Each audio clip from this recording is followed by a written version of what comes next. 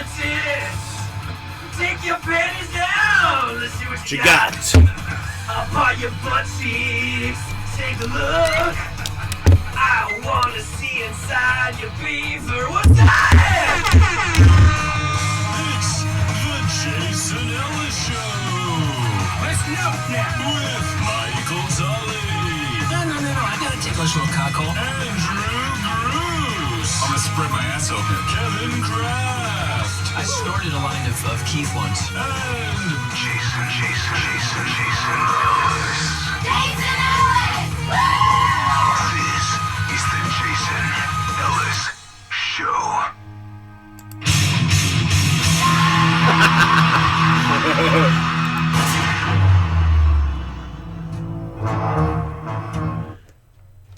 Felt like there was something missing in that intro. Feel like we did it. There's an intro up there that's when Will died and fired at the same time. A lot of people talking about how that can happen, and I guess it can. Never thought it was true, but Will died and he was fired. Andrew died and he was fired. I saw people at the Pink Taco on Friday and they were devastated. I was surprised. I didn't think anyone gave a fuck. About Andrew's death? Yeah. It took me a moment to recover from the news. Yeah, I didn't care. But yeah, he died, yep. Fired too. Happens to the best of us. Look, I don't want to hurt anybody's feelings here, but if you're dead, I got a feeling you're not going to be able to do the job that you were hired to do. Oh. I completely forgot when you say it like that, yeah. What? No. I thought Will was dead. Wait. Kevin is fired? Yes, No. Which happened first? Yeah, good question, Michael.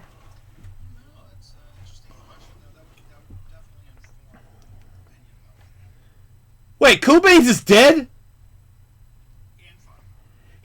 Wait, who fired him? More importantly, how did he die? I guess that's important. Oh, okay. Well, fuck, man. Now we don't have any producers at all. Well, you got to be feeling a little nervous out there. Well, then I've got some news that is not going to make you feel any better. What's that? He's fired.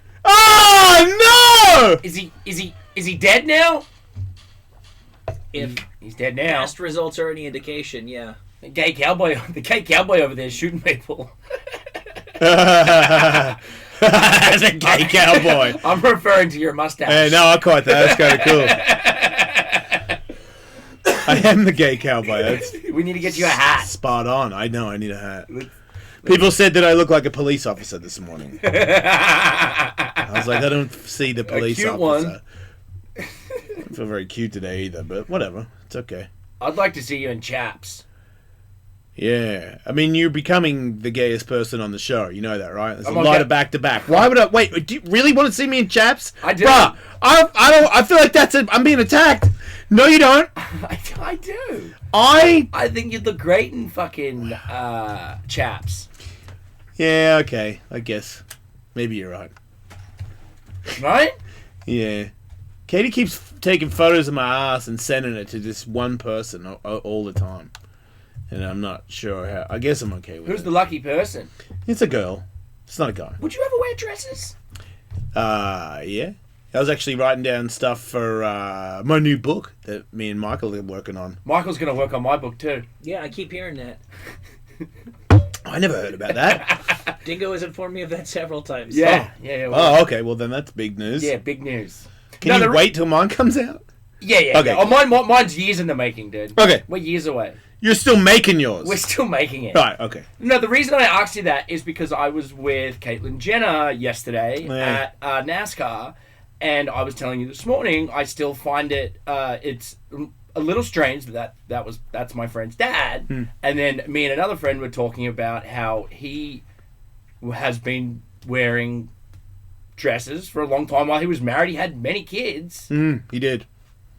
But was kind of like living like a double life, and I thought about you, and I was wondering if you... Because you think I live a double life. Well, a little bit, but then I also know that like that was your grandfather wore dresses too. Yeah. There was... And acted like a man. No, I didn't. Mowed No. the lawn in his dress? No, I mean, I didn't... No, my dad wouldn't talk to him after he did that, but I was under the impression that he was a girl. Why do you have a man eating a man's ass on the screen, Michael? That's very... I just, uncalled for, I just looked up and... I just searched for a bald man with a mustache. It's a good photo. and instead you got Ving Rhames and a guy eating a man's ass with a cigarette in his mouth, nonetheless. Is that what that is? I thought it was maybe some kind of weird soul patch. Oh, is it? Would make sense that he would have an insane soul patch that looks like a cigarette. But anyway, So I was you know Caitlin. Yeah. Why can't I get Caitlin on the show? I probably could. I would love to have Caitlin on the show. And you know her. You know what I mean? Like, not to fuck with her. I did. It only clicked to me yesterday when I was with her because she was there and she's very into cars. Loves cars. Yeah, I know. She rides moto. He's like... Well, she did. I wonder if she still does. She did on the transgender show she had. They all went riding moto together at a track. Right. But they were mini bikes. Yeah. Anyway, so it just got me thinking, and I was wondering if Jason, because I feel like you've been fighting it. Fighting what? The gay? Yeah. Man. Not Really? even that. Not even that. I just mean like... You know what? Not knowing exactly who I am. Yeah. Yeah, no, I've definitely thought about it a few times with Tully on the show about how far does it escalate? You know, like, because what have I told myself that I guess really what I was into, like what I was capable of doing, like things that had happened to me that will be in that next book. I guess things didn't really escalate any more over the last 20 or 30 years. It's just now I'm okay with things like that happening and speaking about them openly in front of people. Right. But as far as like what I would do with somebody, I don't think much has... A little bit has changed, but not like I still don't see me ever... I don't know. You know what? I don't want to be a woman, but I don't know if I wouldn't... Like, would you want to put like heels on and a dress and go out? Like, if you came out and you had heels and a dress, I wouldn't be bummed. I mean, I would do it to be funny, but Right. I wouldn't Yeah. get like the feeling of a woman. I Yeah, think. okay. And it wouldn't like give me any satisfaction. We couldn't have you at NASCAR in your high heels and your skirt. No. I mean, but you're talking Dressed about... up like Marilyn Monroe. Yeah, he's talking to a girl that was the fucking athlete of the world, dude. So maybe. See, but I don't know Caitlin's the whole story, but when he was an Olympic champion, was he wearing dresses then? I think so. Oh, okay. Well, then Yeah. that means really what I think is maybe my grandfather was wearing dresses back then too. Mm-hmm. It just none of us knew. I think it was easier to get away with it or something. Yeah. But it's also a different era where, maybe he had 2 wives Yeah. before he died. My grandfather, so he got kids. He was fucking people, but he was very. I mean, that person was. I believe that is where the curse came from. He was truly mentally disabled. I believe that he did stuff that. Hopefully my kids are not a part of. Right. That hopefully it ends with me, but I think he tried to fuck his daughter and stuff. He tried to do everything to everybody. Right. I think. Well, and you're saying it started with him, but you also said last week that you don't know anything about your family before. Right. Somebody did. So Somebody did something. Obviously, somebody even worse got a hold of him. yeah, Right. I think. Which is another reason why he never brought those people up to any of us. Right, and moved to the other side of the world. And, right, yeah, Right. all those things are possible. For one thing, I would guess for the most part that by the time you reach like full-fledged adulthood, whatever your could become or might become someday can't be worse than your worst fear. I think that there are, if I can use that word, I think that there are gay dudes who are deeply closeted, and deep down inside they're afraid that they have no interest in women whatsoever, and that they're fully gay, because deep down inside a part of them knows that is the truth. Okay, right. So if you don't ever go, oh my God, I know where this is going to end up. No, shut up, brain. You're crazy. You're crazy. You're crazy. If you never even get terrified at the thought of how, however, the thing that terrifies you most is probably as far as it could go. It wouldn't go further than that. Yeah. Because that would already be, like the little demon inside of you poking its pitchfork at your insides. Yeah, and I've already, really tried to... I'm very open-minded to try stuff, so it's not like I haven't... I have a story for a tally that involves me wearing a dress with Katie. Fuck yeah. And Underwear? I think I don't think I did a lot. I had a lot of stuff on. Okay. A lot of stuff. I don't know exactly. It was just pretty high and stuff too. But Cool. But it was like lipstick on the ground Okay. afterwards, and it was my lipstick. I would also say that just because I think that there are, and maybe I'm wrong about this, but I think that there are guys who enjoy wearing women's clothes or women's underwear, and that's as far as it goes. Yeah, too. it's like different reason. I'm led to believe there's probably somebody listening right now who is wearing panties. Some guy. Yeah. Who's wearing, and I'd love, by the way, for him to give us a call at 855 I know, right? Who doesn't want it to go any further than that. He just likes that. Yeah, I've never tried panties. But I on. bet you that guy wonders if when he's 70 he'll be a person that puts on a dress. I wonder. Because I don't think I'm gonna, but I've wondered. Yeah. Because of all the other things that I've done. And because of my grandfather being that. I'm like, you were a pro hockey player and you ended up dressing like that in the end. I'm like, I mean, you are my grandfather. Somebody was also telling me something that with cross-dressing or like what Caitlin went through, that it's and you said that about grandpa playing hockey, that it's quite common in athletes that have been at the top level. So is it like a testosterone thing? Maybe they've drained their testosterone out and they feel more womanly? Could that be it? I don't know. Well, but you're saying that at Bruce's peak, he was he hadn't drained the testosterone. No, I'm not. No, I'm not. he was still wearing dresses, so yeah. Yeah. So maybe just high testosterone means all kinds of everything's up for grabs more. Oh, right. And then there's... I didn't click on this. I saw this headline this morning that supposedly a lot of people close to Aaron Hernandez thought that he was the former New England Patriots tight end who was convicted of murder and took his own life in prison, that he was tortured by the secret that he knew that he was gay. This is just a story that's making the rounds today. Well, I've also heard that there's a lot of gay NFL players. Well, yeah, of course there are. There's a lot of NFL players. There's a lot of gay people everywhere. Yeah, exactly. So, just less people. So it depends on what game you're in, whether it's a good idea to talk about it. Man, it ain't a fight. You know what? It doesn't matter what game you're in. It ain't a good idea to talk about it. Right. I bet you could name like maybe 3 gay people that actually got successful from being gay. But everybody else that brought it up, like me, it doesn't fucking hurt. It doesn't help at all. Yeah. Yeah. Well, Yeah, it worked for Frank Ocean. You gotta be in a very and particular... Gus. I knew you'd find a name. Gus Kenworthy, the skier, professional skier. He won the last Olympics. Wasn't out. Came out after that, and he's just competed in the last Olympics. Won the X Games, and he's the first skier to come out, and it definitely benefit for him. Oh, okay. If he had won gold on this last one, it would have been fucking all over it. But he is a household name now. Yeah, that figure skater guy, right? No, he's a freestyle skier. Oh, really? Yeah. The guy who wouldn't talk to Pence and all that? No. Oh, yeah, no. he's massive from that now. He would have been forgotten within five weeks, and Yeah. now he's probably going to have a career. Yeah, Right. for sure. I'm not saying that's why he did it. I'm just saying that those are the facts. Yeah. Because you're already talking to an audience that's receptive to that. I'm just happy it That's worked Gus. out for somebody. It's cool. Skiing's pretty gay too. Yeah. Yeah, no doubt. I mean that the nicest way possible. Oh, of course. I don't even know, man. Next time I go to the snow, I don't know. I mean, I know. Oh, you're going to put skis on? I skied once recently. don't mind. It's fun. That's what I'm saying. Go fast. If someone was like, "Hey, Ellis, we don't have a snowboard, but we got skis," I'm like, "Did the boots fit?" Because I used to shred.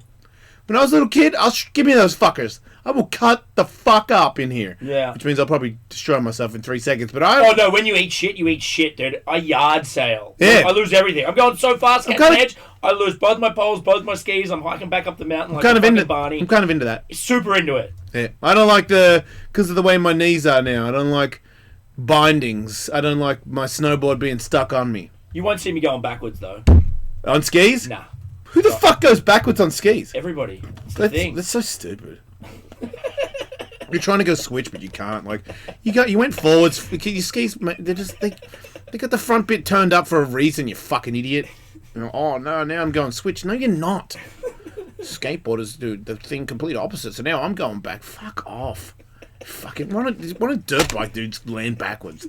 Nah, get a reverse put in there. What isn't that fucking clown that does a bunch of weird fucking stunts on his dirt bike? Get reverse in there. I'm not gonna. I just realised he's your friend. Sorry. Which one is that? Nothing. Nobody. Nobody. Everybody's good. I like all the people. I like everybody. Me too.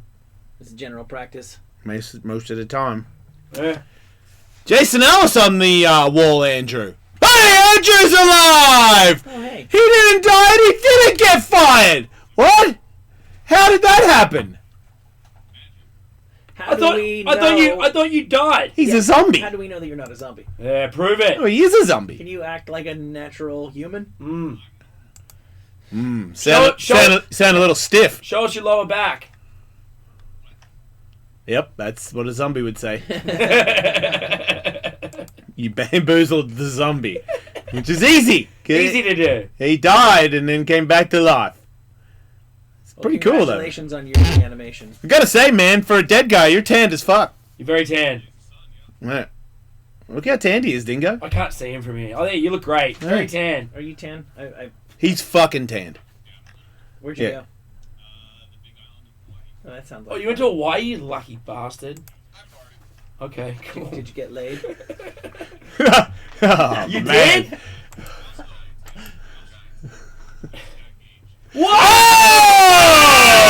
Oh shit! Wow! Hey, there's a cake outside. It's for you.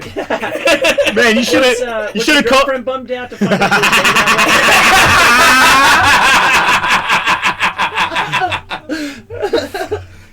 Yeah. Oh, that's very nice. I know, right?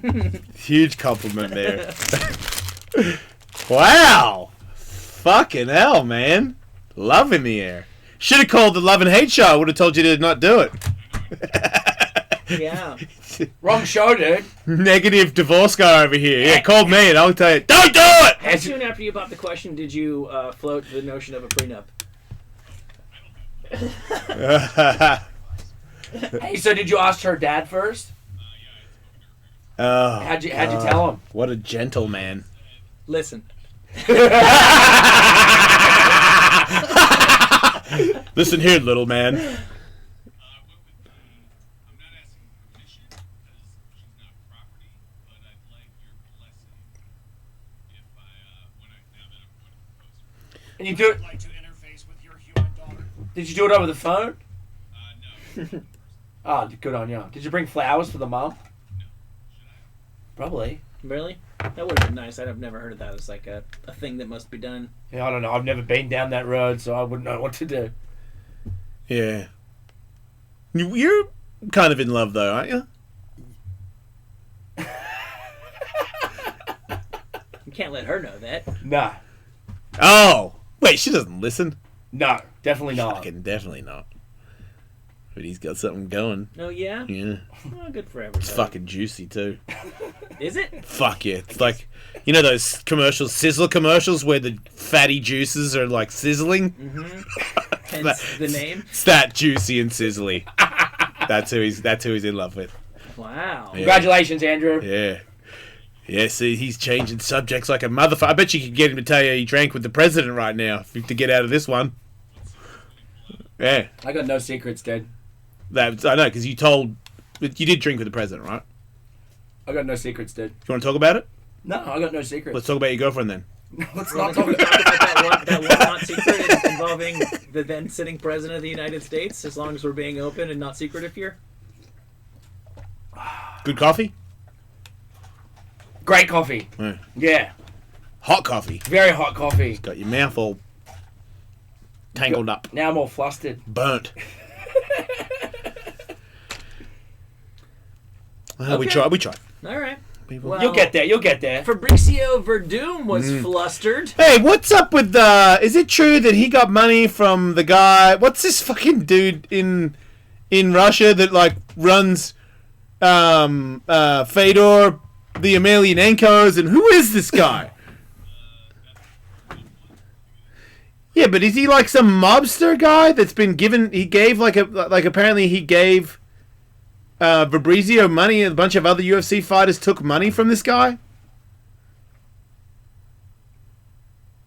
So that Verdum would take a dive against No. Alexander Volkov? No. Just apparently that he not only did he lose, but he's also been accused of taking money or something. But why would he take money if not to take a dive? I don't know. Jen posted it. How does that work? Well, he didn't take it. I don't think he took a dive. I think he got knocked down. I'm just trying to figure out what the angle would be of a Russian guy.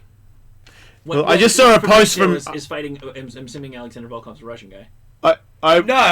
No. I saw a post from... Who was that guy you just put up? That's the president. What country is that guy from? Who's that guy? Chechnya. And what is he? He's Putin's best friend. But he's a mobster, right? Pretty much. He raises his country to like train MMA. He's the one that challenged UFC. Is he? Like he has his own basically. Yeah, but he's like a notorious... Yeah, look, he's a mobster guy. Ramzan Kadyrov. Right, and what's crazy is fucking Fedor's brother, who just got out of jail, who looks shredded as fuck now, has had a couple of fights lately, and that dude's there. So that tells me that Fedor's brother, who has the gnarliest prison, like he's like the opposite of Fedor. He's like the good and evil. Yeah. And Fedor's brother's like got like a fucking Grim Reaper on his back, like, and he just got out of jail recently, so I don't know what that is. Russian jail, and now he's fighting again. And that dude's in the crowd with him all the time, and like supporting him. Yeah, and well, I'm maybe he's trying to fight in his, because I'm pretty sure he has his own MMA constitution or whatever it is in his own country. And I watched maybe Brian Gumbel or 60 Minutes on him, and he was trying to challenge UFC. Like he wants his division to fight UFC. UFC, I don't think responds to him. Well, I mean, people forget Fedor is. And he's in charge of a country. No, is he? Yes. Oh. Yeah. The breakaway Republic of Chechnya. Oh. And he sits at Putin's table all the time. There's photos of him on the wall there. Wait, that's got to be weird that when you fight, you went to jail and you just got out of jail, and the president is your biggest supporter. Yeah. What does that mean? Like, does that mean that this guy... I mean, wait, is he... He seems like an MMA coach that runs a country. Honestly, am I wrong? No, you're 1,000% right. He looks like he's in the corner of people fighting. He's trying to raise a whole country like this. Look, he's got belts on. Yeah, okay, look, here's the post that I saw that Jen posted. That I saw at the Pink Taco. Jen, Ellis Mania Jen. Oh, okay. Sorry. I don't know her last name. Podcast. What's her podcast called? I don't know. You know Jen, though, right? Yeah, of course. Yeah, Right. Was in here on Friday. Yeah. Yeah. Yeah, I saw her post that that dude's giving money to fighters. Andrew, you got any more on it? Or am I a moron? He's the ambassador for Chechnya MMA, and so it makes sense that, a couple of these articles state that the fighters try to separate the politics and the MMA, keep them separate in terms of their relationship with Cadrell, but it's hard when there would be certain human rights claims probably against this guy due to Chechen rebels. Well, it sounds Like, he's not a good guy, right? No. It sounds like it's similar-ish to Putin, which is where he appeals to a certain part of like the national identity and the national spirit of like we're tough motherfuckers. And this is like an ideal way for him to associate himself with that and appeal to that part of the national identity. That same thing as Putin, fucking walking around shirtless with an eagle on his shoulder. There's a certain kind of Russian that appeals to. Okay. We're badasses. Yeah, well, anyway, I was just thinking, I thought that whole week coming up that he was going to lose that fight, and Who was going to lose? that Verdum was going to lose that fight. Uh-huh. Because I just felt like it's a weird thing that he always takes these weird sort of... he's like a gatekeeper, but he's a gatekeeper that keeps shutting the door on people. But how much longer is that going to last against people that are? I mean, this guy's a real striker, and you're not that. You have got better, but you're not that good of a striker. It's everything that you do that makes you a good striker. You're scared of everyone's so scared of everything else you do that you can land some shots. This dude's really good at kickboxing, and he's 6'7" or something, and he really pieced him up. You could tell. And then that's like the end of it for him. You know, like a title shot. I mean, how does he get a title shot? Because I feel like he's the kind of guy that's going to fight for like not so big name heavyweights that are killing machines on their way up to get another shot. And I'm like, 4 more, insignificant guy or not so significant guys to get a title shot at 40.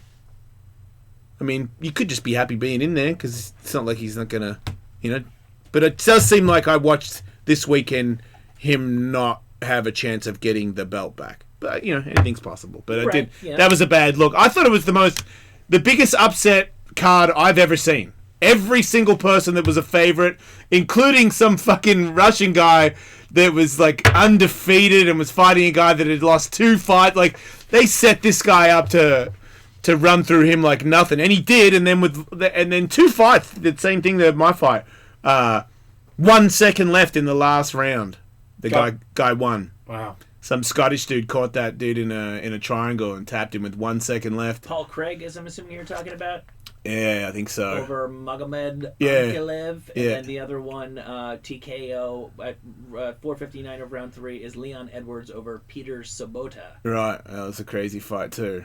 Yeah, I didn't see these were on Fight Pass. A lot of strange names in there. Yeah, the whole thing was on Fight Pass. Yeah, right. But the Jimmy Manuel guy losing, that's crazy. I mean, I guess it's what's so bad for him because he didn't get completely finished, so he doesn't have to. He does get or did he finish him completely? No, that was a decision. It was a decision, right? So they do get They were talking about a rubber match, so that's cool. On his home turf. Yeah. Oh no, not on his home turf because they both had one in each person's home turf. I'm sorry. So the next one would be on Blachowicz. It would be in Vegas or something like Gotcha. that. It would have to be just saying, neutral ground. Sorry. Jimmy Manuel lost on his home turf. Yeah, yes. But the last fight was against the same when they fought was in Poland in that guy's home turf, where he lost. So if they fight again, I'll watch it because they get to kick the shit out of each other. And what else did I see that I thought was cool?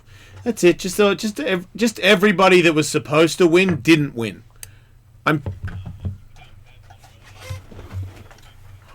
I mean, come on, man. That's not happening.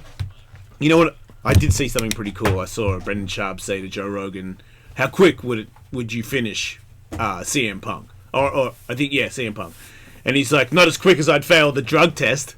And I was like, "That's a fucking cool dude." When you don't go, because it's tempting when you don't fight, and someone brings up a guy that's in the UFC that you can beat. Of course, you want to say, "Yeah, I've beat him fucking like a minute."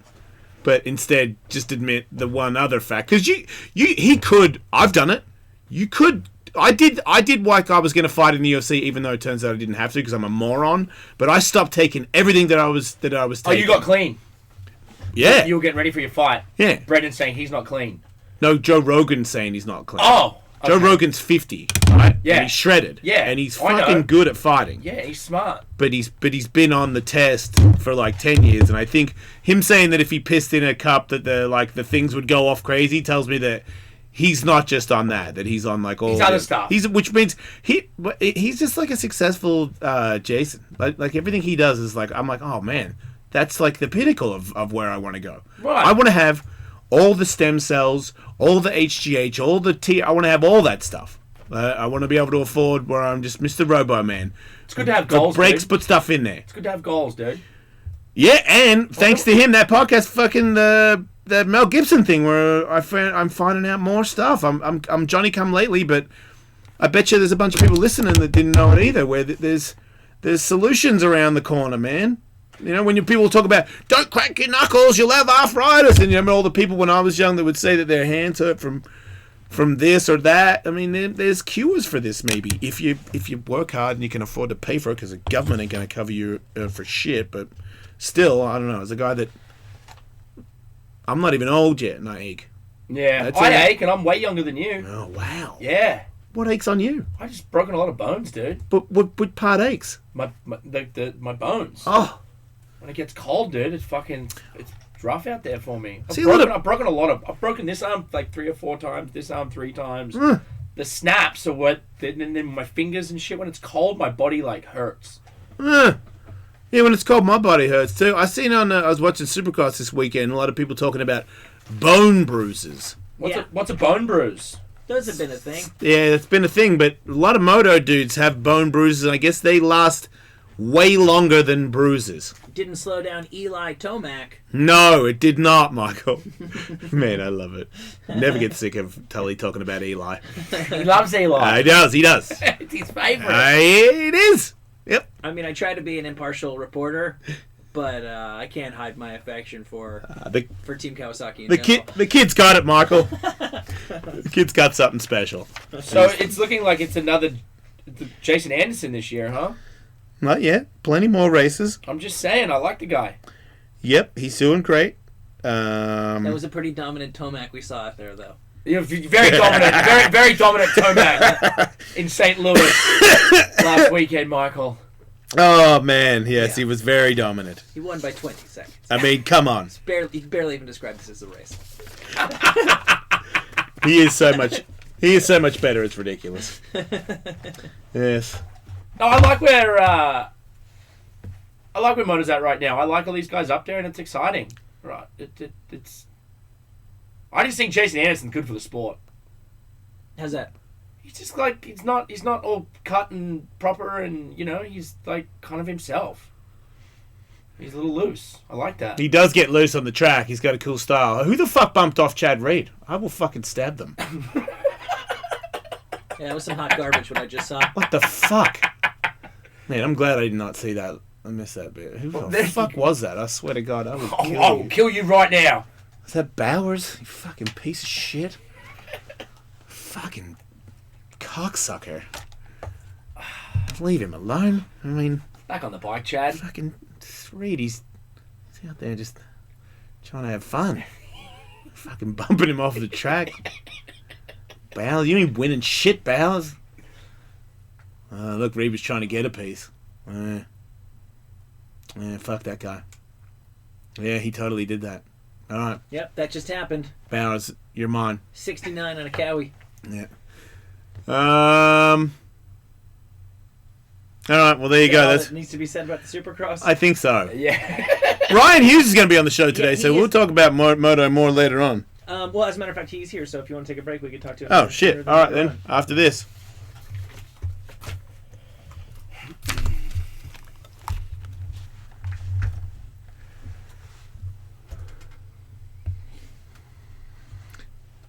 You should have Eli Tomac news. Just Yeah. like what Eli had for lunch or something on Twitter. Just give me an update every now and then. Okie doke. Jason, I don't know if you know this, but Want extra cameras? sure. If they fit. Do you want this one on this mic? Yeah.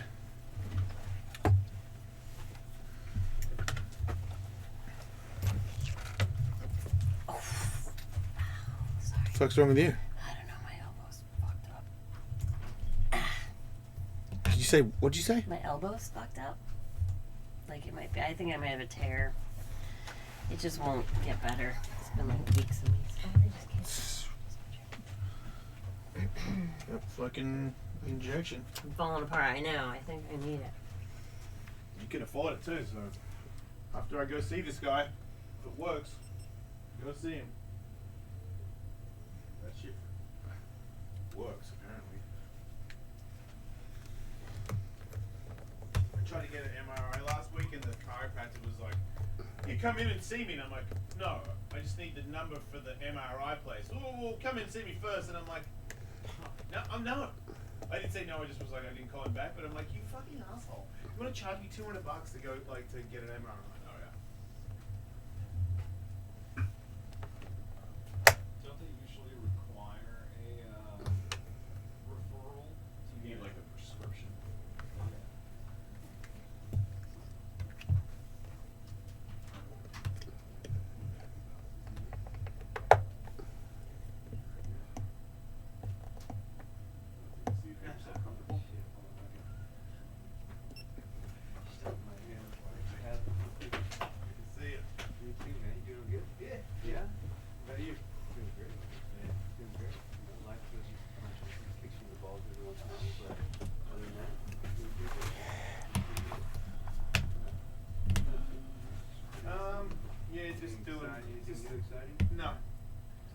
race things on hold? No. Dealing with that, getting phone calls, and I'm like, what's going on? What's going on? Oh, great news. And I'm like, well, it was great news. I would have already raced this year. Yeah. So it's not great news. No. Not unless Potential bigger races, and I'm like, I just wanted to race my little race. Like, I'm not looking to make a career out of it. You got me like the SST race. I'm like, they ain't gonna fucking put me in there, dude. All they might. I'm like, in the meantime, I have a race car. It's, Yeah, I'd like to just go race. I like my little short course races I was in. It was cool. Yeah, people like to promise. And that's what I noticed. Yeah. People, they can talk very well, but they can't deliver. Yeah. It's the same with the motocrosser. Man, I'm gonna be this, I'm gonna be this. Like, okay, you told me this. Now I want you to feel this. Now can you fucking follow that feeling and make it happen? Right. Or is it just a thought? Alright? I get that a lot from Yeah. the moto world. Oh, Jesus. Yeah, you gotta have these earplugs. Yeah, so more like I'm just looking for the cheapest race because then I don't need to have anybody's anything. Yeah. No, I'm And with if I can afford my own race team, that's the. What I figured out is I just don't need to compete with you. Yeah, because you got it out of your system. I came to a point that I don't need to compete. I don't need to be better than anybody. I don't need to beat anybody. Oh, I don't need to. It's amazing. Oh, I'm not even. It's If amazing. I did that, no. It's If amazing. I raced like that, I wouldn't race. Yeah. I don't know. I race like a hobby. Yeah. Yeah. I know when That's I a know. I damn- mean, I know I'm in the champions of nothing. So even when you win, you need to calm down. You're You not know what I getting mean? much Like, of nothing, don't be yeah. fucking popping bottles, dude. I won the champion of fucking 10 assholes. Like, let's calm down. The Glenn Helen of 10 ounces. Yeah, right. So I'm the champion of 10 assholes for one weekend. So, but it's just fun out there, man. 'Cause I never got that, you know. Yeah, Those no, that's cars, fun. I mean, yeah. you can really go It'd be for it too. amazing Those little side by if sides, you don't cars, get yeah. hurt. I've never get to race a car. You just really fuck it up. Yeah. Well, people will get that. Yeah, no, it's awesome. Yeah. Especially when you're not very good. I crashed a lot, man. So I hear. How long we got? 4 minutes. Come on. What do I Who's say? that? Oh, it's Dingo's. You're here. Yeah. Can get you another water or coffee? anything No, else you I'm need? good. Yeah, thank you very much, man.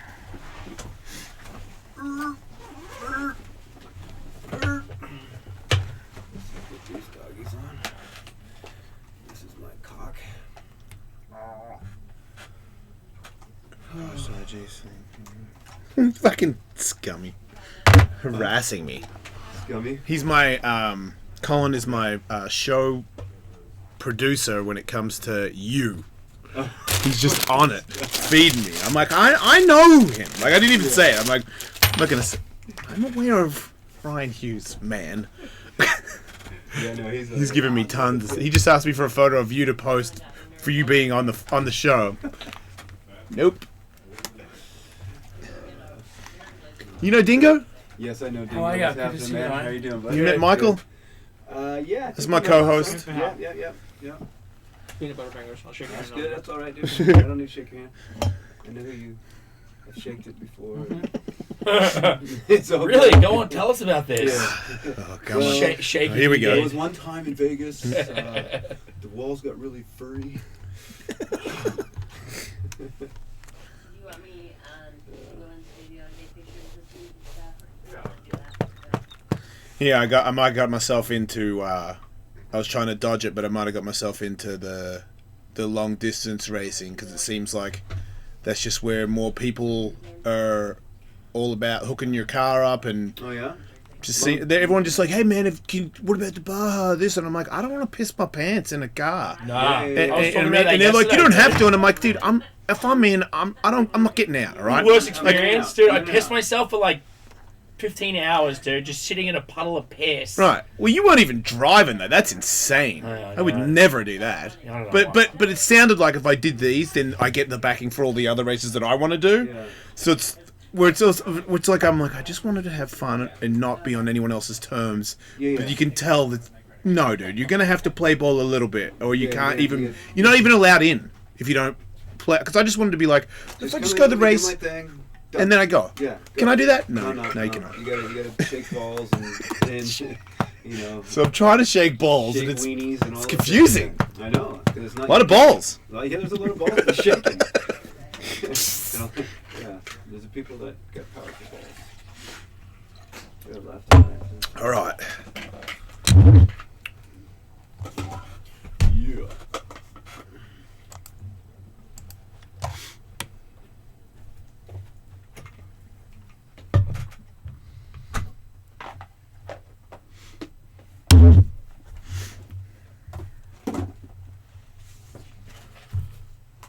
GoPro.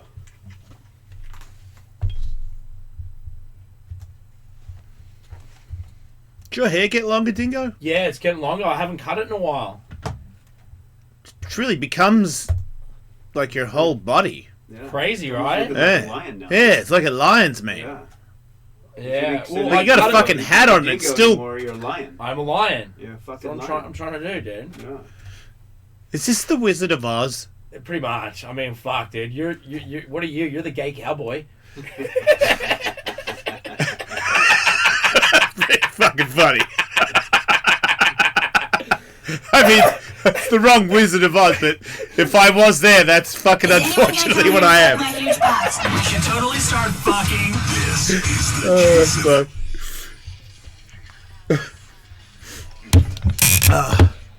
Tragedy at a Cirque du Soleil show in Florida over the weekend, in Tampa, Florida to be specific. An experienced performer died after plunging onto the stage during an aerial straps routine. Is that where they do the swing thing?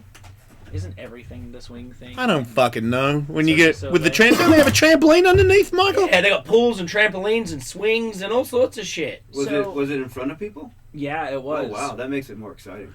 Ryan Hughes here, ladies and gentlemen, just sort of getting across who he is and what he's about in the first 3 seconds. Not sure that all the families and children in the audience would agree with your assessment of that. Fucking brutal They said intro. One of the most experienced Cirque du Soleil performers, and something that is considered one of the least dangerous things that they do in the show, as far as I can tell, but I'm sure you guys can have a field day with this. He only fell about 20 feet. I guess it was. 20. If you land on depends your where you land. If you land on You your know? head, 20 will do it. Yeah, but you know, Jake Brown, go up. Yeah, Drake Brown. Yeah, well, Jake. if we're not talking, we're That not. was like 40 feet. We're And not- if you watch Supercross, you watch Weston Pike. You know that was probably about 60 feet. Wait, what But I about think- but we're what trained- we're Western trained Pike crashers. 60 feet? We're trained crashers. What? What when did Western Pike? When he whipped out over that triple? When he caught his foot off the triple and boom, he flew off the bike, off the takeoff. Didn't Chad You Reed see send that? himself into the fucking moon Oh too? yeah, Chad On the Reed outdoor? on the outdoor one Yeah, might have had Millville. everybody beat, right? Because Yeah, did he Millville. he just sailed? But he got But- he like got up, But he got- but he hit hey, the transition. hey, That's he- right. he got kind of lucky. He didn't hit the Down flat no bottom. ramp. Yeah, That's he- right. he Down hit no ramp, tranny. He didn't land a flat. Yeah. You know He what hit I'm tranny saying? for sure. Big difference. You know, he got a little lucky there. We're talking Good. 3 guys here that have had experience with hitting flatter, missing flatter, and yes, it does make a fucking huge difference Yes. if you get a downhill slide. But when you're in the air, for Chad Reed, that crash that we're talking about, in the air, like your actual adrenaline dump for him was probably up there with one of the better ones. Well, because you got time to think about it. Well, no, for a second he would have gone, "Oh, I am fucking for sure dead." Yeah. And then he went, "Wait a minute, I'm gonna land down that bank bit down there. I might even be back in the race." But he had a fucking good whole second of, Yeah. But as all you know, like when you talk about these big crashes or these big moments, I'm like, how do you explain it? And I only the way I can explain it because, like, when you think about those big ones you've had, they still bring up butterflies, even though Yeah. they're fucking 10 years ago. I must be like being molested. Like it never goes away. "Well, I've done both. No, have you? I've had both. Yeah. Okay, so then you know. No, unless it's worse." We go Is to an there? action. It never go away. It's always in I your, try- in your psyche. yeah. You know? It's Yeah. serious shit. I have some ones that I'm just, I don't even want to think about. Yeah, I'll you know? throw a come up short a couple more times if I could get those dick suckings out of there. Those Yeah. are tough. Or you Well, roll, you roll how down, about you this? roll down jumps paralyzed, and you're like, yeah, that sticks with you. See, you've had one in a long time ago where it was an outdoor moto one where you did it was a jump and then it was down a long hill and you jumped way further, too far down to the very bottom and exploded. That was you, right? That was Doug Henry. It wasn't Right. you. I'm probably never. You've never over jumped something to pass. I've never over jumped anything. I've been so clean and perfect. my That's whole not. career. That's a lie. That's a lie. You're a maniac. I remember because you said that I was a dangerous person on a dirt bike, and I remember what a compliment that was. Yeah. For Yeah, me, so anyway. good for me, yeah. Because I wasn't trying to. I don't. I never wanted a pat on the back to say, hey man, you look like Jeremy McGrath. I'm aware of what I look like on a dirt bike. But I do pride myself on being a madman, and I got props from the maddest man in motocross. Really, I mean, you were there. You were like, dude, fucking what the fuck? Yeah, and then you got a good nickname after that. So for me, well, it was Snowflake. Snowflake. That's right. That's right. Because he's so tough and gnarly. I And, like Snowflake. Raw, and then I'm like, dude, I'm gonna use that. Fuck it, your name's Snowflake, man. Yeah. And it stuck. He even put it on his pants. You had Yeah. Snowflake on the back? Yeah, when I was really hot in moto. Yeah. Fast- There goes Snowflake. Kawasaki, KTM were fucking trying to get, you know what I mean? on that door, you know, really. Suzuki had me for a little bit. Everyone was up my ass. Kerry Hart, Ricky Carmichael, we've got to get you on the team. I'm like, fuck off. Give me some money, you pricks. Yeah. you know my name. I'm Snowflake. That's right. Snowflake doesn't sign shit for less than 7 digits or so. I don't know. $7. Wait, $7. That's what I deserve on the track. Yeah, but Curious, I'm sorry, real quick. You're saying that you don't forget those moments. How would you compare that to probably a lot of people listening have been in a fairly decent car crash? I think the difference is with a car crash, if you're man, it's going to sound cocky, but if you're an athlete and you're in a car crash, you don't go into shock. You watch it happen. So I feel like with moto, it'd be like if you were on the back and I fucked up, it would be like being in a car crash because you didn't know what was happening or that it was what was coming for you. When you ride moto and you fuck up, to me, when I got into moto like hard when I moved to America, and then there were motocross tracks that had giant jumps in America. They don't have that in Australia. There was like a law against it because people could kill themselves. So in America, there's like doubles and triples like I've seen on TV, and I'm like, oh my god, I'm all about it. And then when I first encountered doing it incorrectly, I realized that I'd never had this much time to think about what is coming for me. In skateboarding, even at the mega ramp, that was similar because you could be in the air for a couple seconds and know that you were dead. In skateboarding on a vert ramp, it's really like what, even when you go 10 foot high, it's like 1 second, and you're working so hard that you don't, and you never get to fuck up that hard. Moto, you can go rah and go, huh! And because you don't have to have that much talent in your wrist to make the bike go that fast. In skateboarding, you have to use your body to send yourself. So you kind of had to be good to go that fast in the first place.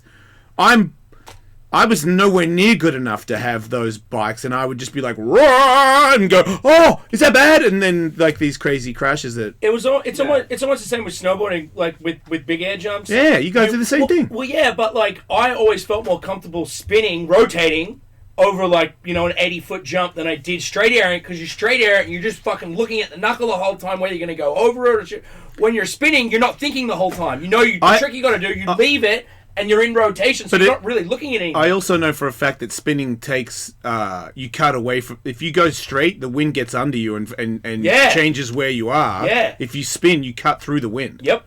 I always backside 360 over the mega ramp is easier than a straight air over the mega ramp, because as soon as you take off, the wind gets under your board and starts to act like a sail. So can wind get under your board at 1 foot off the snow or no? Not on the snow because they're stuck to it. Yeah, we're in. But skateboarding, Because that's as high as I get on a snowboard, it's like 1 foot. Oh, he's got the fucking jokes today, doesn't he? Yeah, yes, 1 but foot. I told him before the show, he's he doesn't want to race anymore because he got it out of his system. Like I was telling him how I want to race and all that stuff, and he was like, I'm not. We know what everyone does once they get out of the system. You put dresses on. Yeah, you put That's dresses me. on and you become a gay cowboy. See what you fucking done, Dingo? Now I'm the gay cowboy to fucking everybody. Snowflake the gay cowboy. Oh no. We need to get you a little hat like a cowboy sheriff hat, but it just says Snowflake. Yeah, you get me that little hat. See what happens. Yeah, see, but the thing is with the car, you have like a whole cage around you. You have like this. Yes, with age comes the cage, they say. With a motorcycle, especially motocross, like everything you do, you stick. Road race, there's speed and you slide. This and that, mega ramp or whatever, or, half pipe, you can kind of slide down. I've seen you guys kill yourselves, but with motocross, it's always like you stick, because the dirt, you don't slide. And so those tough parts, like for me, when I broke my back, I went head first into a jump, and it paralyzed me from the neck down. And so I rolled down the jump just watching my arms flop, and I just sat there looking at my arms. I couldn't move my body, and I was just screaming that, oh my God, it fucking finally happened. It finally happened. It finally happened. Like, because it happens to you guys. That's the worst That's the biggest fear in all motocrossers' mind is being paralyzed. All right. It's almost like you'd kind of almost rather die, but it's a worst fear, and it happened, and it still like brings butterflies to me, and I remember it to a T because it didn't knock me out. You were awake the whole time. I was awake the whole time, and that happened, and I broke T2, 3, 4, 5, 6, 7, and then went paralyzed again. It came back after a few minutes. I was like, okay, oh shit. And then in the hospital, went paralyzed again for like 7 hours, 8 hours. Yeah. And they had to rush me in the hospital, or the emergency room, take a hematoma off, and then the next day they put, 2 rods, 11 screws. So the thing is, Hematoma in your spine. Yeah. Cool. So I went paralyzed all the way from down, and then so when they took me in the emergency room, because they had to get it ready, so it took such a long time, and I'm sitting there just grabbing my dick and going, oh my god. Why are you grabbing your dick? Because it didn't work. Right. And I couldn't feel it. And that was mesmerizing. Oh my god. It's like somebody else was touching it. Yeah, and I was, And not like, and so, Sorry, Yeah. You called me a gay cowboy. Fuck you. Go ahead. Yeah. So then, when they took the hematoma off, they, and I kind of came to, and the nurses are like, "Oh, you okay? You okay?" I'm like, "Yeah, yes." Oh, because you can feel your dick I again, could feel my right? ding-ding. Yeah. My ding ding was working, and then that's very important for a man. Makes sense. Yeah, I mean, imagine. So when you get all those things broken at that, and that was like, I know everyone. It's not like we're really old. It's just things got better way quicker. Like I feel like when you broke that, they weren't as good as they are now when it comes to repairing people. And I feel like even you, because I follow you on Instagram, I feel like your injuries have made you, like, whatever you did to get yourself back in shape. Because I can tell when you're training all these little fools. I mean, these are Supercross guys. I've said before, I don't know. I mean, I know I'm into moto, and I haven't driven NASCAR. I'm not a fucking basketball player, but I've played pretty much everything. I got a pretty good range on what's hard and what isn't. Moto, because I've done MMA, cardio-wise, injury-wise, like when things go wrong, it's right up there, man. The only one, and I haven't done it, so I can't say, where I think you might have an argument is bull riding. Because I'm like, you come off that thing will fucking rip your face off. So I respect that. I feel sorry for the bull, but I respect that. But cardio-wise... But it's an 8 minute... It's an 8 exactly. thing. Like, if you look at Daytona, Christian Craig's heart rate was 212. Right, but is that 212 for 20 minutes? That's 212. I mean, I've got... Or did it get to 212? I think it's gotten to 212. I've had a heart rate monitor on one of the GPs, and for 45 minutes I was from 180 to 195 for 45 minutes. And you barely breathe too, right?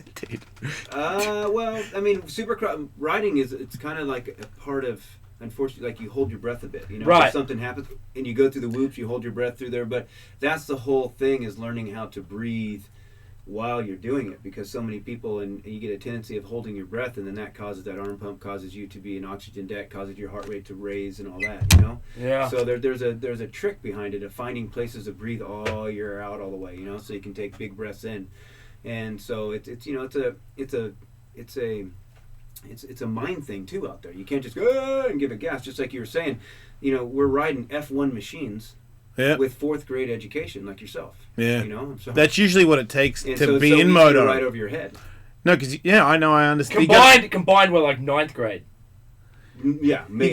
You got to be a hard prick to want to race moto, because otherwise you would have said, "Man, I'll get a job." Why would I not? But also, I think it's one of the fucking gnarliest sports on what they have to do out there.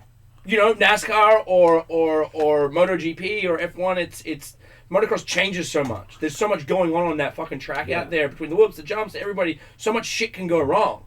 Yeah, and like I explained it, all 4 extremities moving at the same time. You're in head-to-toe gear. You have blurred vision. The bike's fucking 400 degrees. It can be 100 degrees outside or more, back east when you're doing that. You have 48 different riders. The track is alive, meaning it's changing at all times. Yep. Right? And the ultimate consequence is death.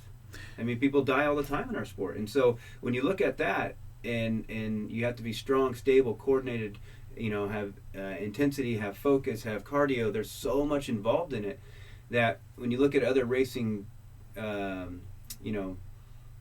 racing avenues, the courses are usually a little more fixed.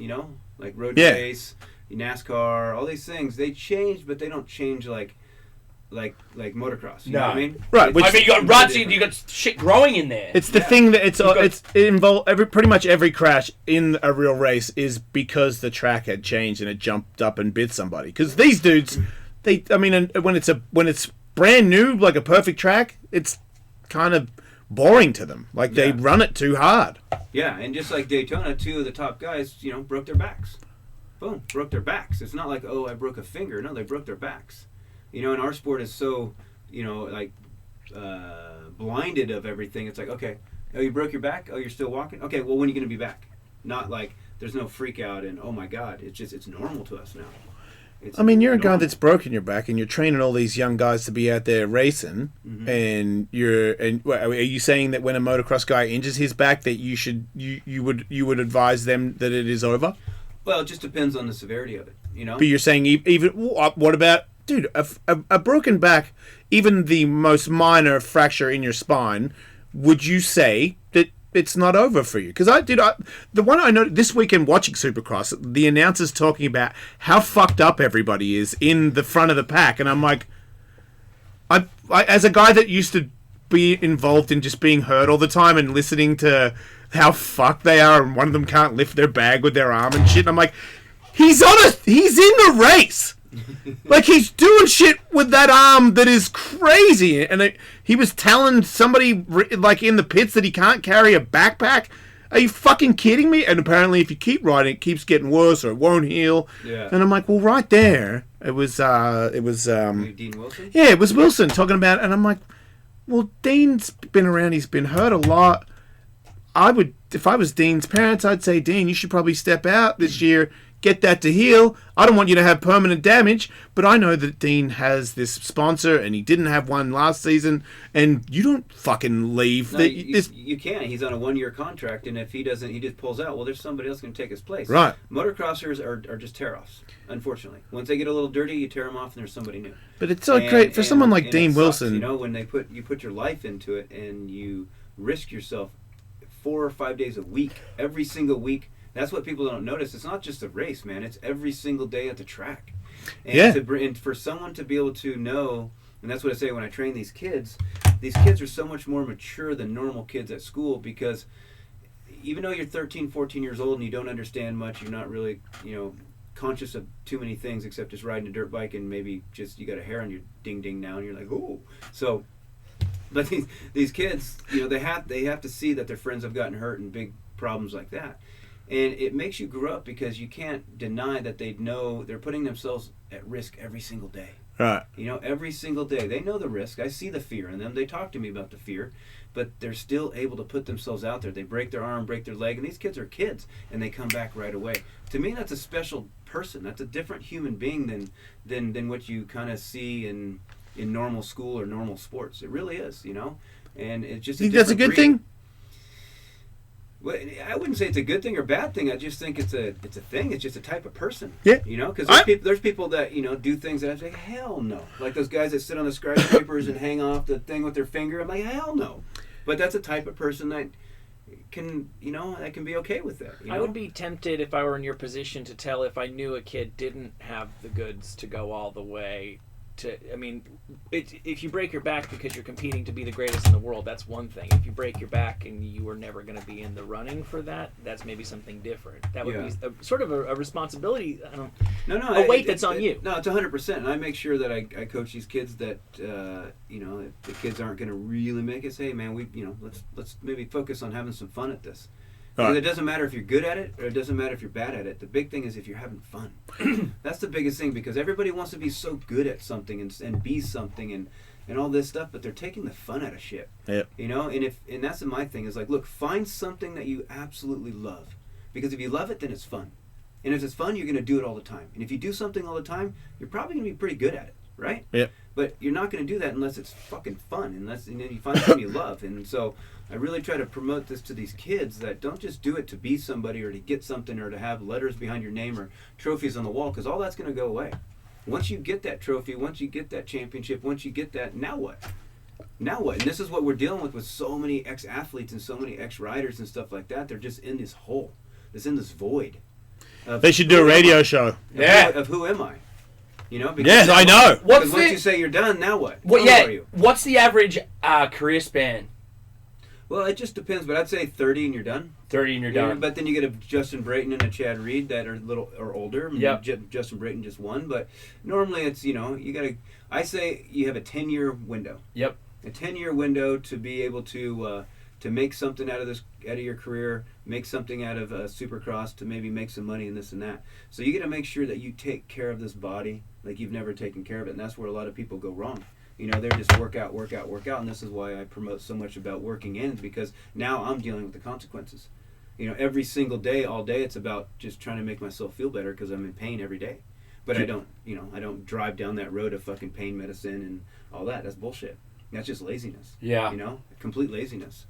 And so, you know, there's a lot of different things that I try to promote and try to teach these guys so they don't go down that road, so they don't get in these holes just because they have a little sore knee. And what are a lot of the guys doing, like, after retirement? Do they go back into the work, or? I mean, I know Poto right now is bored. well, again, When somebody told you. yeah, but Well, you said he might come by here. So. Yeah, he's trying to book himself on the show. He's saying bored shitless. He's got a lot of time on his hands. but that's what happens. That's what happens is now what? Now what? And again, the problem is, what is going to compare to racing a motorcycle? Yeah. You just did the most extraordinary thing on earth, and now you go say, okay, I'm done. Now you got to go to ordinary. Yeah. You know? Now normal life You need is counseling. ordinary. You need counseling. For sure. To recover from being a professional athlete. Yes. I think it's very intelligent to have counseling. Because athletes die twice. They die when they say they're done, and then they die when they die. Yeah. And so when they die, when they say they're done, because I went through this void, I went through depression, I went through this, like, who in the fuck am I? Yeah. You know, and that was one time when I said, okay, I'm done racing. Whew, I'm done, no more pressure. But then after a while, it's like, oh boy. You know, what's going to compare to going off the start with 20 guys in the first turn with 10, going off the triple with 5, going across the finish line with my hands up, getting a $100,000 check in the mail, being on the cover of a magazine, and now I say, done, and you got to call a phone company saying, hey, does my phone even work? Why is anybody calling me? Yeah. You're done.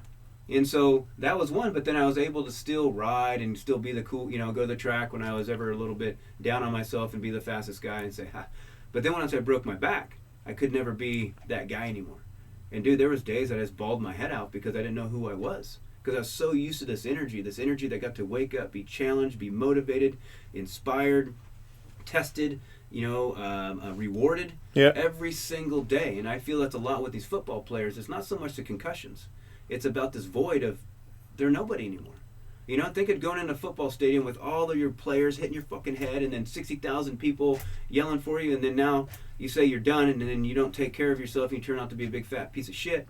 And what do you think depression's going to come in? And yeah, maybe there's some with the head, but dude, I've had 18 concussions and hear me bawling my brains out to the depression.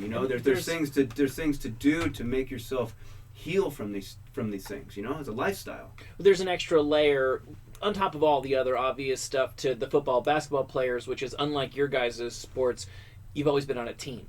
Yeah. And you guys at least have been doing this thing mostly on your own the whole time. Also, these guys are used to hanging out with 50 fucking knuckleheads all day, and then that goes away. Yeah. You identify with it's like their whole family just died.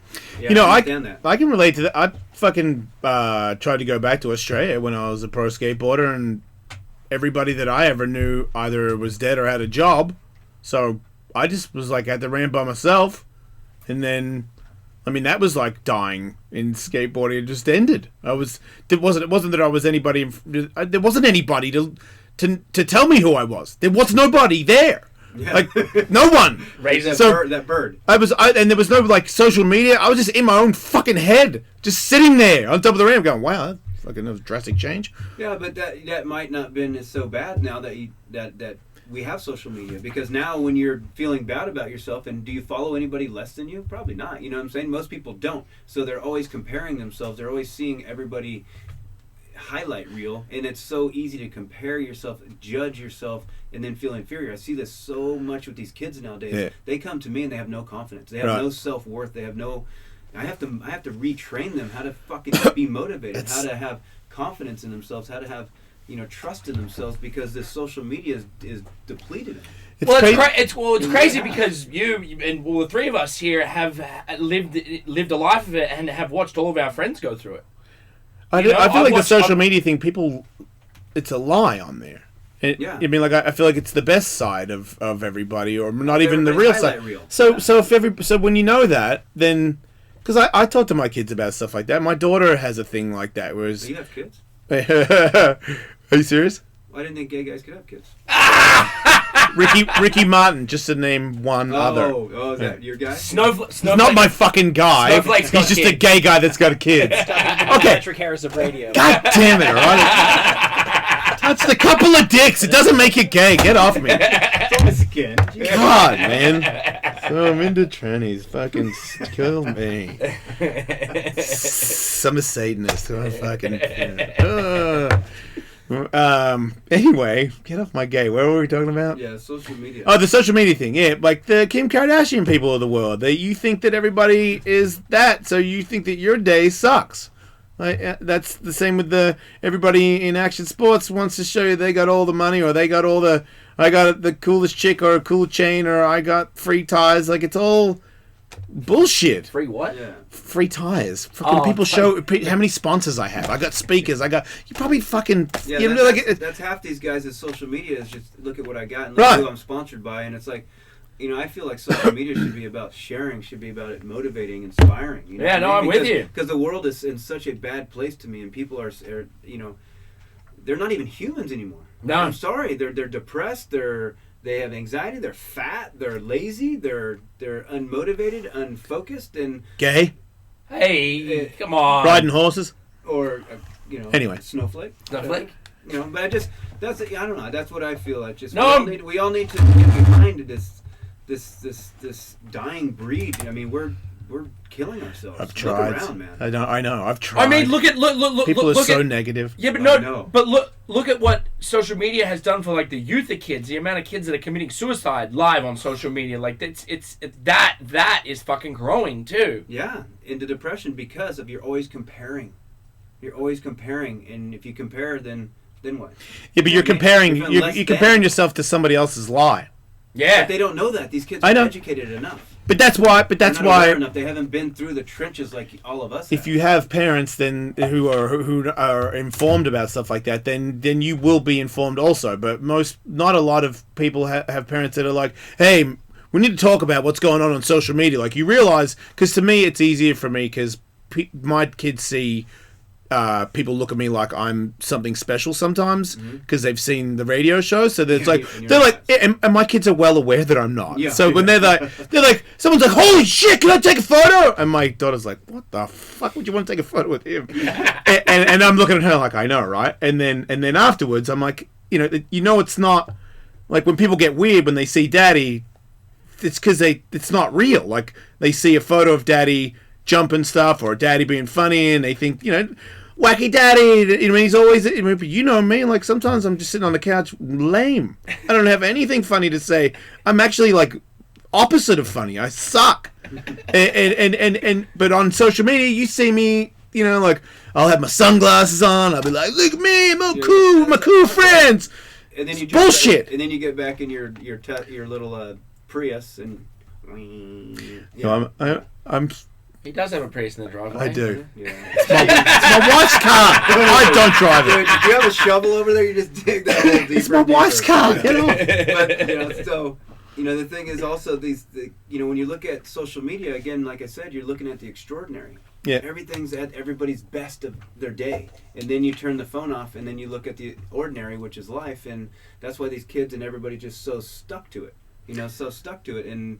And these things I think are causing a lot of problems because I deal with a bunch of kids in the racing, and it's sad. It's weird to know that there's kids on that, like, because to me, if you're on that, and have if I'm 13 followers and are insecure. No, but if I'm 13 and you're 13 and we're both training to race Supercross or motocross and you're on your phone, I'm better than you. Because when I skateboarded, when I wasn't skateboarding, I was thinking about skateboarding. Yeah. I did not have that option to look at how many people liked a photo I posted. I only thought of skateboarding all day. And when I wasn't thinking of skateboarding, I was skateboarding. Yeah. That was it. And I have no natural ability whatsoever. I didn't have any training. Nobody told me to balance on a fucking pole. Nothing. I just fucking went all day, every day, and my body figured it out because my brain made it follow it. That's the end. That's the end of it. But I know that if there was phones, maybe it would have pulled me away from being so focused on it. Yeah. Maybe I would have been like, Justin Bieber. I don't know. I mean, sorry to pull that guy up, but this when I look at dudes off the track, you know, I mean, you're going on your Instagram. Well, this isn't even that long ago when I was racing motocross. Yeah. When I was you raced sponsored. motocross? Oh yeah, I was sponsored by Kawasaki. Powder puff class.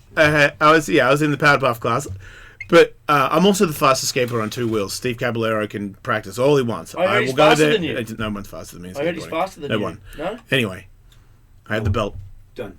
It's over. Done. We're moving on. You can't, Yeah. just, We're give moving on. yourself, you can't just give yourself the No, belt. no. I rode with him like a month ago. You want? New subject. It's exactly. Alright, it's done. We're just, He- you're the he- You king. need another trophy for your trophy room? I don't. Who cares about being the king of jack shit? It's over. I saw a news story today which sort of seems to tie into a couple things we're talking about, where happiness has been linked to working with your hands. True. Like sometimes it could be. Sometimes I get happy. Well, there's that. But sometimes it could be a simple, you know, like when women used to have like hysteria back in the day, doctors who were the psychiatrists of the day would literally prescribe knitting. And it may have actually worked better than people realize, because actually sitting down and focusing on a task and completing the task makes you happy. And maybe riding a motorcycle, which is an actual tangible thing in the world, can make you happier than doing work like sitting in front of a screen all day or sitting in front of a computer, you know? I can think of better things to do with my hands than knit, Michael. Yeah. Thank you, But the Dingo. thing is, it's a sense of accomplishment, I Yeah. feel, you know, because I see that it's a sense of accomplishment, and people don't have that anymore. And just like that knitting thing, who cares what it is? You Yeah. accomplished something. There's Actually a sense doing of, a thing. there's a sense of fulfillment that I did something, that I am something, that I can do something, instead of just sitting here. Because I don't know about you guys, you know the skateboard and snowboard world, if it's growing or dying, but our sport's dying, and everybody's wondering why. And I feel that because we're not talking to athletes anymore. We're talking to fucking potatoes. You know, people sitting on their phones, sitting on their butt, watching everybody do these athletic things, watching everybody get dirty in cuts and stuff like that. But they're afraid to do it now. You know what I'm saying? It's like we're not talking to athletes anymore. I feel like I think everything's shrinking in general. It's like and that's on all sports, everything. There's so much more to offer now. There's kids are gaming, kids are growing up differently. So I think less people are getting. I think everything is slowly doing this because everything's expanding. Mm-hmm. It's back like with television days when we used to have 3 channels. Now we have 3,000 channels, Yeah. right? So there's Yeah. so many more options out there for kids to do stuff or grow stuff. So kids are growing up gaming or doing whatever it is they might do, rather than getting on a motorbike or a skateboard or a snowboard. Yeah. And the sport, not skateboarding, but snowboarding and motocross are very expensive sports. Yeah, They're not cheap. Motocross. I mean, to be a good amateur racer, the family's spending probably $100,000 a year. yeah, that's ridiculous. You know, crazy. $100,000 a year. Not to mention watching your son piff himself off some fucking jump every Yeah. weekend. Then you go to the doctor. You know, shoot, my back was $750,000. Wow. Yeah. Can I touch it? Yeah. Wow. Yeah, right. It's worth it now, right? I want to touch it after the show. Fuck. Take a photo with it, like, or get a necklace and attach it to it. That was- Walk around with Ryan Hughes hanging off my neck. Ugh. that was I the got bill I Hughesy's back. Yeah, that was the bill I 750K. got, so. Well, it's a wonder anybody does it, because Jason, you're saying that, and Ryan, you're saying this as well, that if you have a bunch of advantages in life, like the path to college is laid out for you, you might not even get all that into moto in the first place. Those are the people who tend to get into it. But you're also saying you need to have $100,000 a year, which means you probably come from a privileged background. Little bit. Yeah. Oh, you know what? No, yeah, he's gonna say it. Or the family has put seconds on their home, Yep. sold everything, and when that little kid doesn't make it, then the family just breaks apart. Which is totally what happened. And that happens a lot, huh? Oh, because the parents almost get more into it than the kids do. It's, Yeah. it's Yeah, a weird, I've it's a seen it with weird thing, snowboarding. man. I mean, when I even had friends that don't have anything to do with motocross, and they didn't know anything about it, but once they started kind of knowing me and getting into it and this and that, they just become obsessed with it. There's some energy, because It's like there's pageant something new. mums. Yeah. There's something new all the time. Love a and pageant mom. And that's what I think a lot of, because our sport, the age is older than the most. You know, the average age is like 40 years old. But why is that? because I feel that, one, those people have the money. Two, that life has become kind of very dull. And so motocross brings newness all the time. Every corner you go to, every jump you go to, there can be newness because there's 4 or 5, 40 riders going through that rut and that jump, that same lap you do. Time you come around, it can be different. And everything's happened so quick because your mind can't keep up with how fast motocross has happened because it takes a quarter of a second to make every decision. So motocross is more of a feel, it's an instinct, it's intuition. And so when that happens, the mind kind of shuts off and you're more in like a present moment. You know what I mean? It's almost like a meditative, the flow it's almost state. like a meditative thing. And you guys probably know that when you're coming up to something, everything stops. Yeah, oh yeah. You know what I mean? And that's that our addiction. You don't even think about it. Addiction is that it's almost like I don't know. It's almost like your consciousness is addicted to turning it all off and going straight to feel. That's how You know? I say fighting saved my life from when I retired from skateboarding, because fighting gave me, I found the zone again. Once I got, someone was like, hit pads, hand-eye coordination, put steam on that one, not on that one. See, like, technique and where you should put your... I'm like, oh, we got ourselves a fucking serious fucking sport here. And I'm like, wait, you're saying can I hit pads until I die? Oh, I'm in. Yeah. I'm in, because it was like, you can't... It was, the memo came out late for me that, hey, man, you came from skateboarding, right? Yeah. You get hit in the head a lot when you fight. Yeah. Did you get hit in the head a lot when you skateboarded? Yeah. It's probably not a good idea. You ride moto too? Yeah. Probably the worst at that out of all three. That's not a good idea. I'm like, okay, I fucking know. And then I try jiu-jitsu, and then they pull on my ligaments, and then shit doesn't... I don't know if I get... And then people are like, you want to do jiu-jitsu? Okay, just don't touch my thumb, don't touch my knee, don't touch my neck, don't touch my jaw. I know, I'm in the middle of... Can I still fight if you can't touch all these things? Yeah, no, you can't. I know, so I'm hanging on to that, but... But that's the thing too for me. It's like and just like you say, just that focus. I'm able to have Do you meditate? Complete just laser focus, and I miss that, being able to wake up and everything. There's nothing in life that exists except this absolute fucking focus to be the best. I mean, You miss that? I do miss that, but then I don't miss that because there's so much pressure behind it. I was gonna say, because that's... I don't. I miss it, but I don't miss it because I love the feeling of it, but I don't like all the pressure and the expectation, and I don't care to work that hard with it anymore. But yes, I meditate every day. Okay. Every single day. I meditate, and I do yoga probably 5 times a week. You make your own yoga up? Like, you seem like you make up your own gym shit, so it wouldn't surprise me you make up your own yoga. Well, You don't? We don't talk about that. Those movements. You've got secret shit, don't you? No. For moto dudes, you What's your don't? secret shit? I think he secretly trains moto dudes stuff that no one else is, like, and he won't let them know yet. It's like bullshit. He's like some sort of weird, like, moto training ninja. Yeah, sensei. Like, yeah. I see videos of these fucking kids doing all these, like, because I do all the MMA workouts, and I'm like, he's got MMA work, he's got all strength and conditioning training, but he's put moto in it. Like, he's got foot peg fucking workouts and shit, where I'm like, wait, did you make a fucking dirt bike foot pegs for people to stand on while they're lifting weights? Yes, he did. Yeah. Lots of stuff like that, right? Oh yeah. Sensei. Yeah. It's- You had patents behind it and all that. I think it's pretty cool. RhinoEquipment.com. Right, so do you have a TV show? Do I have a TV show? Yes. Racetrack Supercross. And That's on YouTube. I mean, yeah, it's a YouTube channel, Racetrack Supercross. So what we did is we came with this guy from Ecuador and a guy from that does a bunch of stuff here with Epic Nomads, came to me and says, hey, we have this idea, we want to put a team together. So we put together last year a team with 2 months before the season started. Yeah. And we had a little team, and then this year we did a contest. So kind of like the Ultimate Fighter.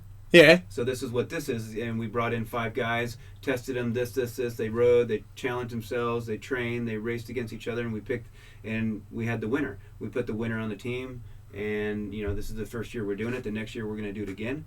And it's pretty exciting, just something different, seeing behind the scenes, not just seeing the winners. The Eli Tomacs and all those guys win. Those guys are good. They have they have people wiping their butts and stuff. These guys, Michael wipes Eli's butt. Yeah, these guys have to do it themselves, but they have, it's just, when you get to that lower level, it's almost like there's so much more stuff that can happen, and it kind of shows the true sense of behind the scenes of Supercross.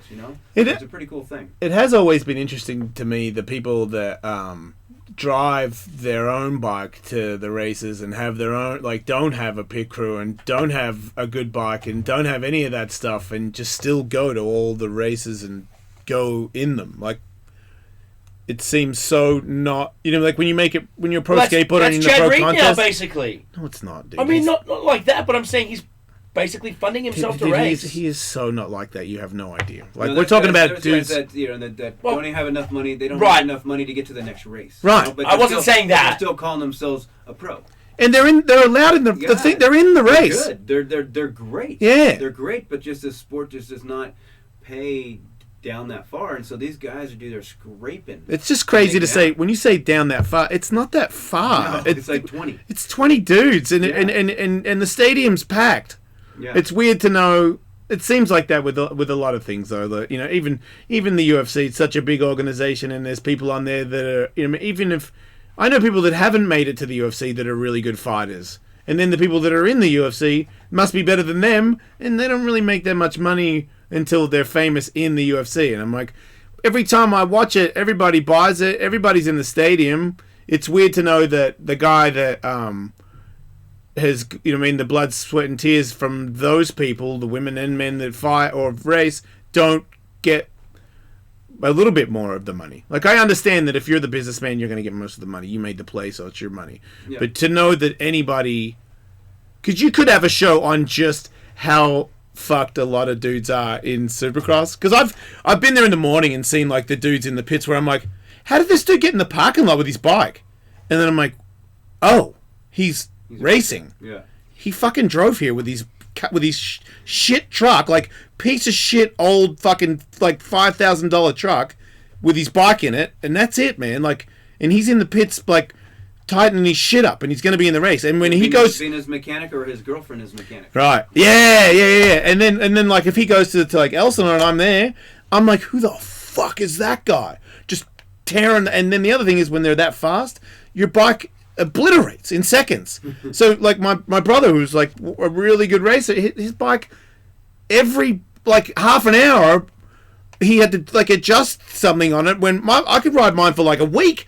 I don't have to adjust a chain. Well, because he actually gets out of second gear. So. Fuck off. But the thing is, I think the deal is with motocross and with UFC is they don't have any what's the word looking for? But like an organization. Yeah, collective bargaining. Yeah, like the riders. There's no union. Yeah. So they can't stand up. UFC has no union. They can't stand up. Baseball, football, all that. Well, that's how those guys are making so much money, because they have a union. They can stand up. They've gone on strike.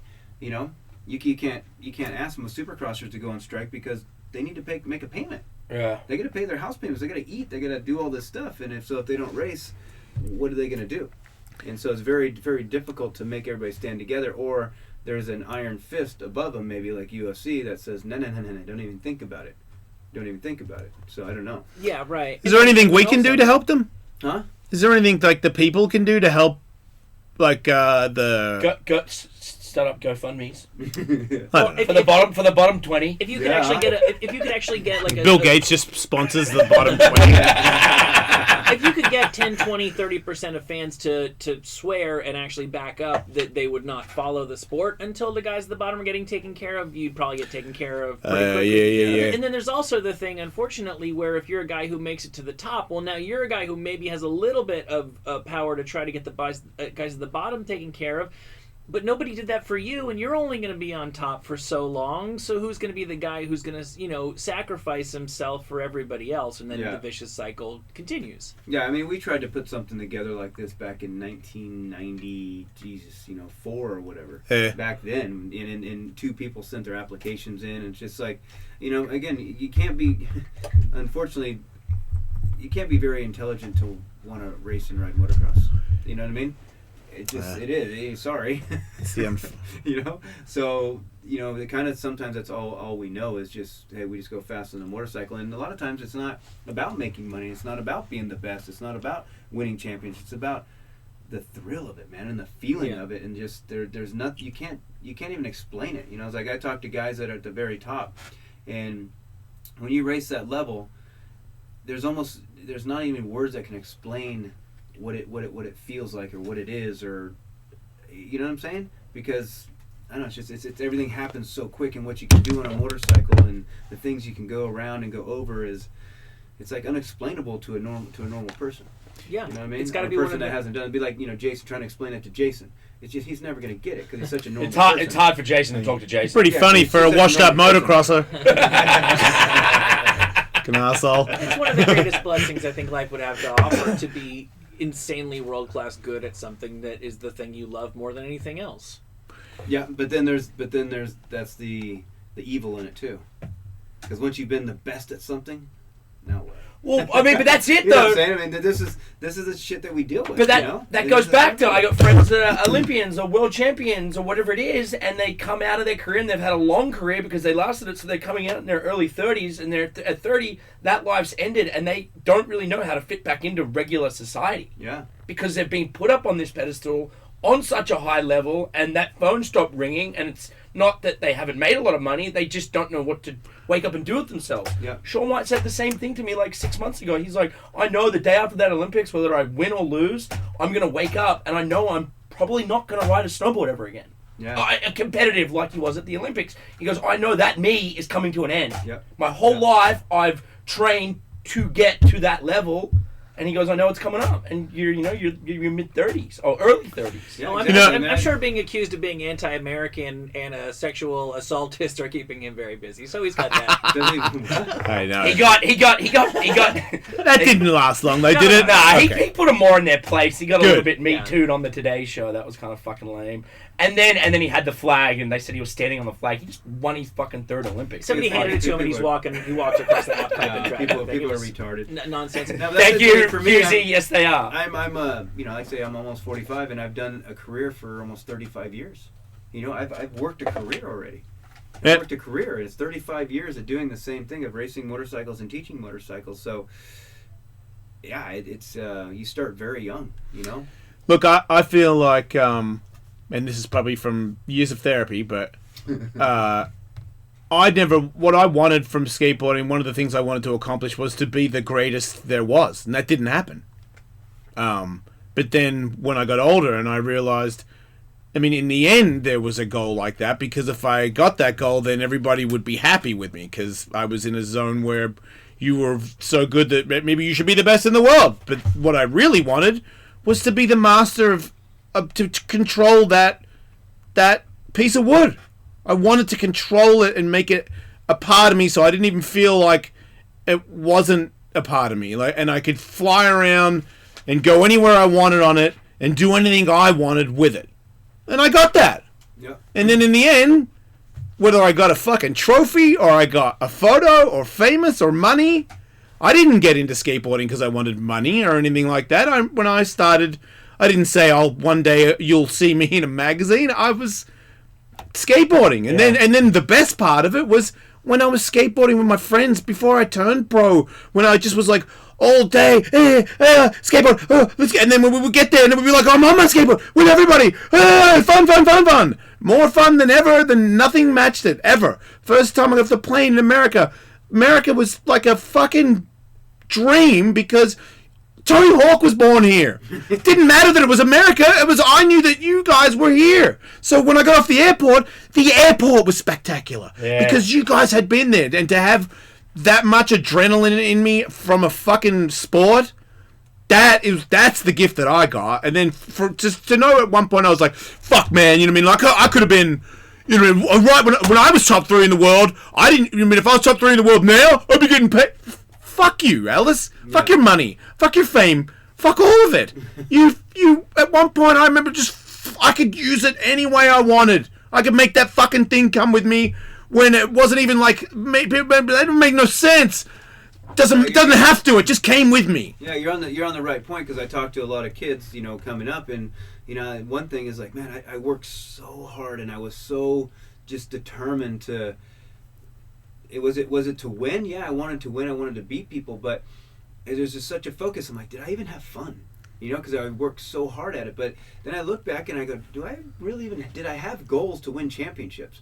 And I really didn't have goals to win championships. The funny thing it is, I just loved going fast. Right. That's all I cared to do was just go so fast on this motorcycle, and that's what kind of maybe hurt me a little bit, because from Monday to Friday, Monday to Saturday, I was just trying to be the fastest dude there ever was because I loved going fast. Right. But then it maybe hurt me towards the end of, on the weekend, or I overtrained, or I wasn't focused on, bettering my technique or my imbalances or things like that, because I just loved going fast. The rush of going fast and the thrill of going fast, and then being able to put yourself on the line like that. Nothing compares to it. See, dude. and Nothing compares to it. that's the choice that you made, and knowing your career a little bit, like, yeah, maybe you don't have as many accolades as Ricky Carmichael, but you got what you wanted out of moto. You're Rhino, and what people think of you is what you wanted people to think of you. You're a fucking animal. You're a maniac. It's hard to stop you. And that is a thing that everyone thought about you in your prime, and they think about it now. So it's like, I don't have, like, I can't tell you all the accolades I have in skateboarding. I didn't really win anything. Got third couple times. Yeah. But I know there's a couple of dudes like Bob Burnquist, who's to me one of the greatest skateboarders that was ever lived of all time. He knows how good I was, and he knows how I rode a skateboard. And that little things like that, if I cared for a pat on the back, that's what I don't need the kids to go, I remember you were a beast. Like, I don't fucking care. I know what I did on a skateboard, and I've had that forever till I die. Yeah. Thank you. And the thing is I think people get so stuck on what they did, and they can't get past what they did, like being a skateboarder or a motocrosser or whatever. And to me, the true test is your whole life. Yeah. And everybody goes through their shit, dude. I've lost my father when I was racing. I've lost, I've paralyzed and broken everything. I lost championships by 3 points because of bike breaking. I lost all my money. I lost my house. I had someone knock on my door to repo my truck. Life has kicked me in the balls. I've been married for 25 years and just had some, just the hardest times on earth about it. And, life has really, really, tested me. But the thing is being able to stay on that line, never letting yourself differ off that line. And that, to me, is what makes a person, not the championships they've made. Being able to be a mirror to these kids or these people that look up to you, right? And because everybody has their tests, and to me, life doesn't have a language. Its language is by situations, and these situations are tests or wake up calls or different directions, and you have to be aware and conscious enough to see these things so you don't go down these wrong roads. I was just in Santa Barbara hanging out with some friends of mine, and we met this guy on the beach, just some kid just walking from Boise, and we're like, what, dude, you look tired. Come on, you're hanging out with us today. And he's just like, whoa. And dude, we fed him, we gave him a shower, he stayed the night, we did the whole, next day he woke up just amazing. So this kid has just lost his life. This other guy, is 50 years old, divorced, and a disaster. Another older guy I have. It just, you see life just start taking this toll on people, especially men. I'm sorry to go down this road, but just, I feel that's a test of life, is to be able to handle all these things that are coming from you and not just be attached to what you were. And I see a lot of these old athletes and all these old motocrossers still trying to be and hang on to what they were. Look at me. Dude, that was 10 years ago, bud. That was 15 years ago. What are you doing now? How are you helping the sport now? How are you helping people now? How are you inspiring kids and people now? Don't just keep hanging on to your championship from 1998, right? And I see a lot of people hanging on to that. Yeah, but what you're saying is, and like, again, I was never the best, not even fucking close. No, you were shit, Dingo. But I made a career out of it, right? You made a career out of being shit. Yeah, no, I fucking did, and I always had to work that much harder than the next guy, even to stay fucking relevant or be a part of anything. Yeah. So now look at all those guys that were way better than you, huh? Crazy, Suck on right? that. Yeah. That's what I'm saying. But the ones that do get the best and do become the champions, it is hard for them to give it up. They always go back to 98, fucking 97, It's like the high school, 2004. high school quarterback. You never want to be the hot chick in high school. I didn't go to school. You ever see What's high school quarterback? What does that mean? Well, all the high school, the guys in high school that were quarterbacks, and they were good, but then their dad didn't support them, or they blew a knee out, and when I was in high school, Jason's a high school quarterback. Is that you, Michael? Al Bundy on Married with Children. Oh, yeah. So the thing is that Were you a high school quarterback, Andrew? Yeah. But You blow your knee out? So stuck on what they do. Did your dad support They don't know how to move forward. They don't know how because, to move forward. Because that's the best. That's the climax of their life. That's the best thing that will ever happen to their life. So they live onto it every single day. Yeah, it's almost a it's almost a, I don't know what I'm looking for, but a negative to be something. Yeah. So damn good. No, it is. Because then where Tell me about it, Rhino. Where do you go? Tell me about it. Yeah. No, not for me. I mean, there's people. I live with it every day. Times better than that, you know. But I'm just saying, I see these guys that are so good and they can't get past what they were, or where do you go from I there? think you Because- touched on something, oh, Dingo. wow. You said like that they can't let it go or move on, or that they think that is the biggest accomplishment of their life. And I'm like, you don't. If you think that that's the biggest accomplishment of your life and you're dead set on that, then that is what will happen. For sure. But if you go, because really, if you win a championship of a sport, you can't possibly think in your right mind that can be the most special thing that you can accomplish in your life. It's a fucking trophy from a contest. Like, I'm not a religious guy. I don't believe in any of it, but I believe that the biggest thing that I can do that I'll do in my life is help somebody else. Yeah. I mean, I could say right now I have my kids, but maybe that could be the curse.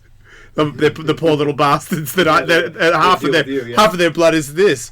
But there's no doubt in my mind that like skateboard contest, whatever I did, radio, like helping somebody would be the Well, that's it. It's like not what can you do for yourself, but what can you do for others.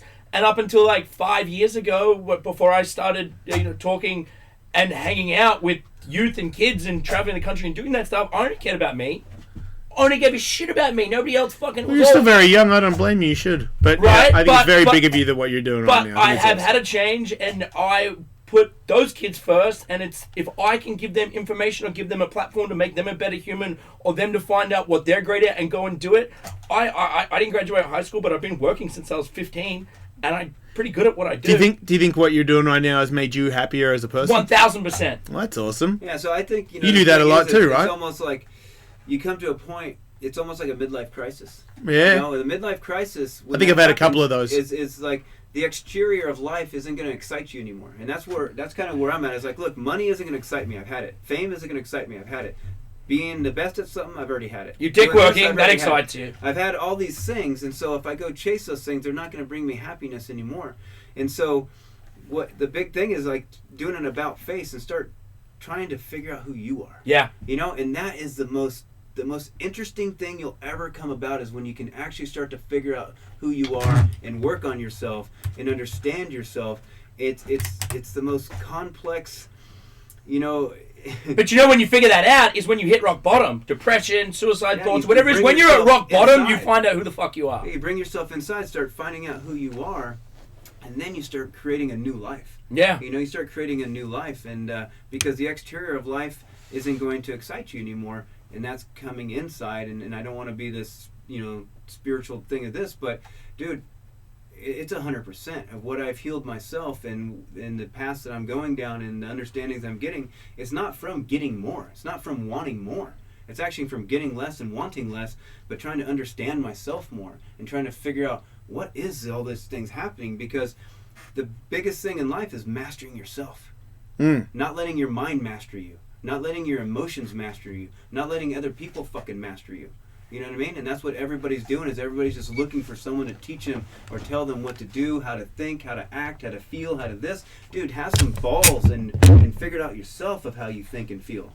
And this is, it's huge, because everybody's looking for the finger to point or someone to hold their hand. And so when you get older or you get done with your career or whatever it is, it's time to have a different outlook and stop trying to accomplish something, because we're all so ambitious. Yeah. We're all so ambitious to beat people, to be better than you, Yeah. to get letters behind my name, to get this money, to be a CEO. Okay, but now what? You'd make a decent cult leader. Yeah. I have a cult, Look, just don't tell them. Look, it's different phases in your life too, because I feel like when you're all about achieving your goals and I mean this is a part of discovering yourself. You're not going to be 16 and just have it all figured out like Ryan Hughes has it figured out. Ryan's been around the block a couple of times, and that has given him the knowledge. You can't. I mean, for me, you can't learn it from reading a book, maybe because I can't read. But you have to experience it firsthand to know for sure. For me, I did anyway. I learned from my mistakes. That's why I know so much, because I've made so many mistakes. Yeah, experience is the deepest level of knowledge. Yeah. Reading is just borrowed knowledge, and you can learn a lot of stuff, but you're just borrowing somebody else's knowledge. But when you experience it, then you have your own idea. You have your own outlook on it, and then that creates wisdom. You know what I mean? The first time you did something on a skateboard, a 360 or whatever, you crashed a bunch of times, but once you finally got it, boom, okay. Right? There's these things that you do, and you go crazy learning it. You do it thousands of times before you land it, and but then you master it, and then you have kind of wisdom of it, and that's a thing, I think I got good at the radio show because I'd already figured out how to get good at skateboarding. What? I don't know if I actually... You were great right off the bat. Good. No, but it was I knew what was going to happen. I knew how long it was going to take. Yeah. Like, I wasn't exactly, like day for day, but I was like, nothing comes that's worth it that doesn't take at least 10 years. That's true. So I was like, yeah, you're naturally talented at this, but I know that because I've met people that are more naturally talented than me at skateboarding, I beat them. Yeah. Because there's passion that beats your talent. So I just knew here, because there were times where I'd already been somebody, and then I worked here and I was a piece of shit, and they were like, fuck you, you're doing this and you're doing that. I'm like, man, this is a job. This is terrible. You're getting stepped on. But I knew that well, I couldn't say I knew. I believed that this was all part and parcel of the ride of, being successful and achieving your goal. But what I was getting at is, when you're younger and you having that mentality where you're trying to succeed and that's all you're thinking about, it's not a bad thing. No. But you are going to find out that you're going to need more than that in life. But nobody can. It's like, I can't tell my kid. I can already tell. I'm like, that's not going to work out. And she's like, fuck what you're saying. I'm like, okay, you gotta experience yourself. Let it bite your own ass, and then I can say I told you so, because that's really the only good I have. There's phases in your life. There's phases when they're kids, there's phases when you're in your 20s to 30s, 40s to 50s, and those are the times that you need to change. If you're still looking at life at 50 like you did at 25, there's something wrong with you, man. So again, when you're in your 20s, 30s, man, go get life. Go charge life. Right.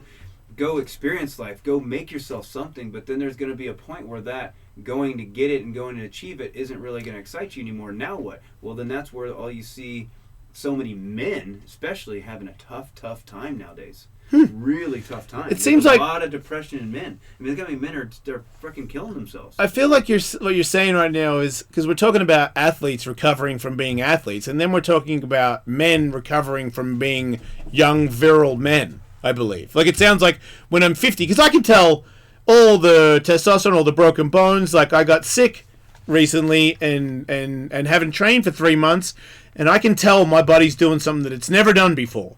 It's breaking down. Yeah, I'm like, I've never looked like that. Do I have to lift weights? That's weird. I've never had to lift weights. I've just buff. You know what I mean? When I wake up, I'm just buff Chase. What you don't use, I'm like, shit, my muscles are fading. Are you fucking kidding me? What you don't use, you lose, man. Right. So there's these things, and as a person that's very what is that thing again that I have that bad trait? Narcissistic. Yeah, narcissistic.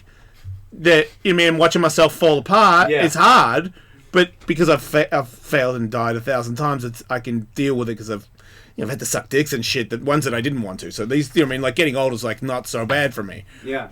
But I could see how this Not like, enjoyable a dude dick retiring from being an athlete is exactly the same as a man getting older. Like, because I never really thought about it. I thought in my own mind, I got my pants on and I got my same belt waist, and if it goes up, oh bullshit, I'll be going to the fucking gym, and that waist. Make the belt tighter. I will not do that. I wear sweatpants for a week, and then I'll get my butt back into shape in those pants. But if you go, I can tell you go to work that day, you see another wrinkle on your way to work, and you're like, man, fucking face is coming off. It's some bullshit. I could see men getting depressed from that, and not telling anybody. I think the biggest thing is maybe not such a looks, it's just how much pressure men have to support a family, to be this. If you're a man and you're not successful, if you don't have a good job, you don't have money, you're nothing. And then you Right. have these kids and this wife to support your whole life, and it's just you're working your ass off, and every penny's going to try to just keep up. And then once the kids and everything move out, now what? You understand? It's just like you kind of get beat down a little bit. What I just see from men. You know what I mean? I try to be very aware of.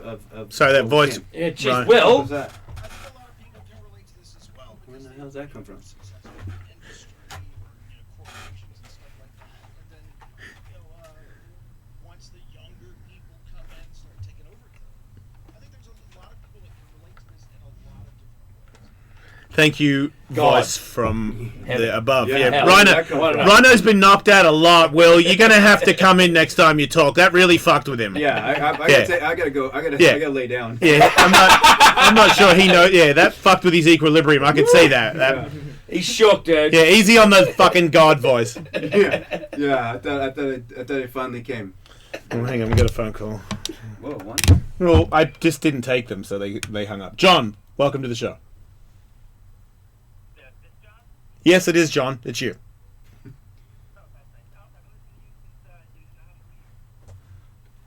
That was Since what? I didn't. Since you didn't know how to read.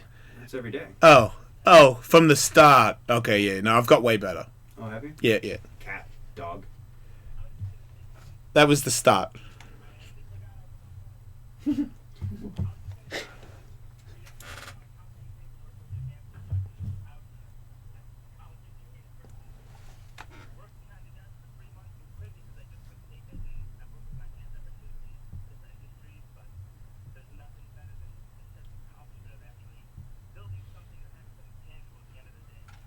Yeah, having a fucking actual thing. I don't know that human beings are wired to take all that much satisfaction in completing a spreadsheet.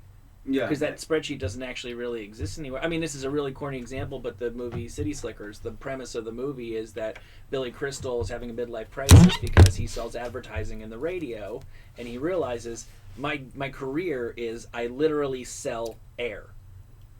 And he can't fucking hang, so he has to go and drive cattle. Yeah, another amazing thing I do, but I'm not very good at it, but I like to do art.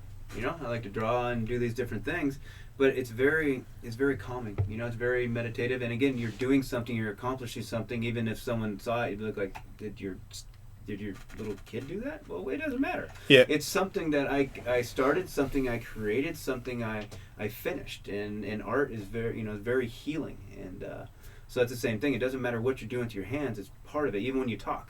You know, I talk with my hands a shitload. Me and so too. there's something there. It's an extension. Your hands are an extension of your mind. And so I can tell when I'm watching people ride if they're feelers or they're thinkers. If their arms are tight, I know they're thinking because it's an extension from their mind. If they flow like a Christian Craig or whatever, then I know they're feelers because their arms are very loose. Right?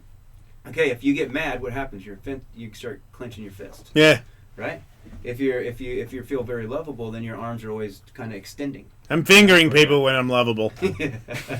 Well, not Dingo, you know. No, not Dingo. I enjoy it when he fingers me. Oh yeah. Believe it or not, I do like some pussy as well, you fucking We assholes. actually we made out before. Did you? Oh, Yeah. Come on, Dingo. I can imagine you Yeah. guys have. It was We did- accident. okay. It's an accident. We didn't Okay. make out. I passed the grape into his mouth, but it was to get two other girls to make out in front of us. Okay, then it's worth it. And they did. They did. Yes. They totally did. And one of them was a friend of mine's ex-wife that I always wanted to see he make out hated with a her. girl. Yeah. He hated her. Yeah. We fucking showed her. Satisfying. It's It was all worth it. satisfying as all fuck. It's all I would worth have it. fucking tongue-darted your ass to see that. Yeah, all worth it. All worth it. That was fucking beautiful. She gayed out in front of me. Yeah, it was, All it worth was a it. fun night. You gate out to watch gate out. Yeah. Yeah. He was Hey, gay for gay. Yeah. Gotta give a little to get a little. That's all it was. Yeah. And I got sure. up close on that one. I was like, yeah, you guys are lesbians. It's hot. Okay, I gotta go. Yeah. Was that Ken Block's birthday party? Jeff Tremaine's Ken Block's birthday. That's right. We got put at the kids' table. Yeah, we he weren't brought even at the big table. up. I forgot about Where that. was that at? Chateau Marmont. Yeah. I like being at the kids' table. Yeah, they have more fun. Yeah. Yeah. I don't We know. were playing Kiss Chasey. Yeah. Right? I feel like they were going to have responsible conversations at the other Yeah, I know. table. You get you nervous, huh? Yeah, because they go, Oh. what do Yeah, you they were think about the current situation, Jeff? I don't fucking know. Yeah. What do you think about the political? Oh, Yeah, they were above our tax bracket over on that table. Yeah, no, they were talking about tax evasion or something. You're over there eating You're boxes yeah, of you're like- Shakey's pizza. Yeah, we just started paying taxes. You're like, taxes? Me and Dingo, What are taxes? I don't even make money to make me and Dingo were drinking all their wine and making out on the kids' couch. Didn't even know whose birthday it was. Fucking losers. So you don't ride at all? I ride a little bit. Like Okay. when I get that kind of itch, I'll go out and ride a little bit. Like trail ride stuff. I every time I do a school or I teach, then I ride because then I can talk about it, explain it, but then I can also demonstrate it. Okay. But yeah, I still like to ride. I still keep myself very fit, so it's very easy to get right back on the motorcycle. But just the thrill of it just isn't there as much. I enjoy more of the teaching part of it. And just getting dressed and undressed and loading your bike and unloading your bike and having to possibly wash it. That's a lot of work. He's over it. Yeah. Yeah, Look, but then I got kids and nobody does anything. Like But I then just the bring it track- all and they all just go inside and go to bed and I just deal with everything, trailers Yeah. and bikes and fucking. Yeah, and then then I get kind of the tracks now that aren't that exciting either. I'll go ride 20 minutes and be like, all right, that's cool. But I'm very interested in more dual sport stuff. Like what? Hey, what's over that mountain? You get what I'm saying? I don't. Dual sport, off road dual sport Oh. motorcycle. Yeah. Oh, Just, okay. like trail rides, and you go for. Does that mean 20 you mile, 30 pee mile, your 100 mile. pants? Huh? Are you pissing your pants Gets on that off and race? pisses, dude. No, dude. All right. I'd get off and take a piss. And Okay. then if He's there's not something racing. Nice, I'm not I don't racing. know. I don't want to race anybody. Okay. I'm good. I'm done. How come you don't race cars? You don't care about racing? No, because you got to have money to do that. Oh, yeah. Yeah. I keep forgetting You that. forgot about that. That's why you're not racing. Yeah, that's why I'm not racing right now. I keep forgetting that. I raced mountain bikes for a little bit. You did? Just for fun. I Yeah. did a couple races, enduro races and XC races. Did some big races like last year in Switzerland. I did the Grand Raid was 80 miles, 18,000 feet of climbing. I think 9 hours, 11 minutes. Dude, it was the most epic thing I've ever done in my life. Yeah, that's not the word But I'd be using. But I did 3 of these races, and once I got into the last one, I said, "Yep, I'm done. I don't feel like to hurt ever again like that." Right, because it's very... You come to such a point of hurting yourself so much that it's like, all right, I'm done. Yeah. I'm done. Yeah, that's a very fulfilling moment, right? Because that's Yeah, how I am. 100%, man. I was telling these guys I'm going to get the stem cell in my my knee and my hip and that because it's coming out over and over again from training and stuff. And then my trainer Eddie Jackson's like, dude, when you get that shit, you're going to be so much better. You'll be fucking back in there. And I'm like, maybe I won't be. He's like, what do you mean? I'm like, I feel like if they really do like fix my knee and my hip and my lower I back. should probably just stay. I don't think I want anybody to touch it anymore. Like, I feel like it would almost be irresponsible to let you start yanking on it again. I just got a dude. I mean, I'm under the impression that somebody's going to take shit out of my spine. I don't think this is like a relaxing day. I don't want to go back and make him do it again. So I think I would.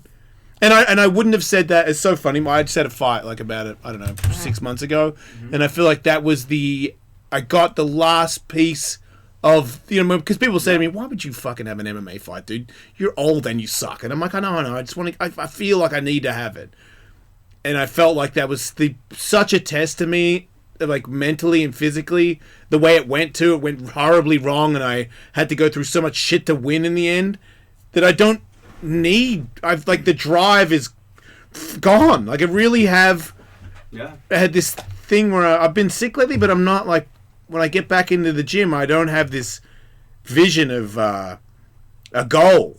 Yeah. You know what I mean? My goal now is to go to the gym a lot and not like get hurt or get sick. That would be like if I have. The thing is just to feel good. Yeah. That's where I'm at. Is like I just train to feel good. I don't train to be fitter. I don't train to be this. I train to feel good. And is it in that last race I did, from the first pedal stroke to the last pedal stroke, I hurt the whole Right. entire time. It hurt me so bad, and it was so miserable that was like the kind of the knife in the back saying, "Dude, you're done." So when you train Stop being a now, competitor. do you train in a way that is like it's maximum, you're fit as you can be, but in a way, like, is there something that I need to know? Like, could you tell other people that are listening that is there a way for people in their 40s that they should be training? Like, Well, I think the biggest thing that anybody should be doing at 40 or whatever, even at, like you're getting old and beat up and stuff like that, is get yourself into yoga.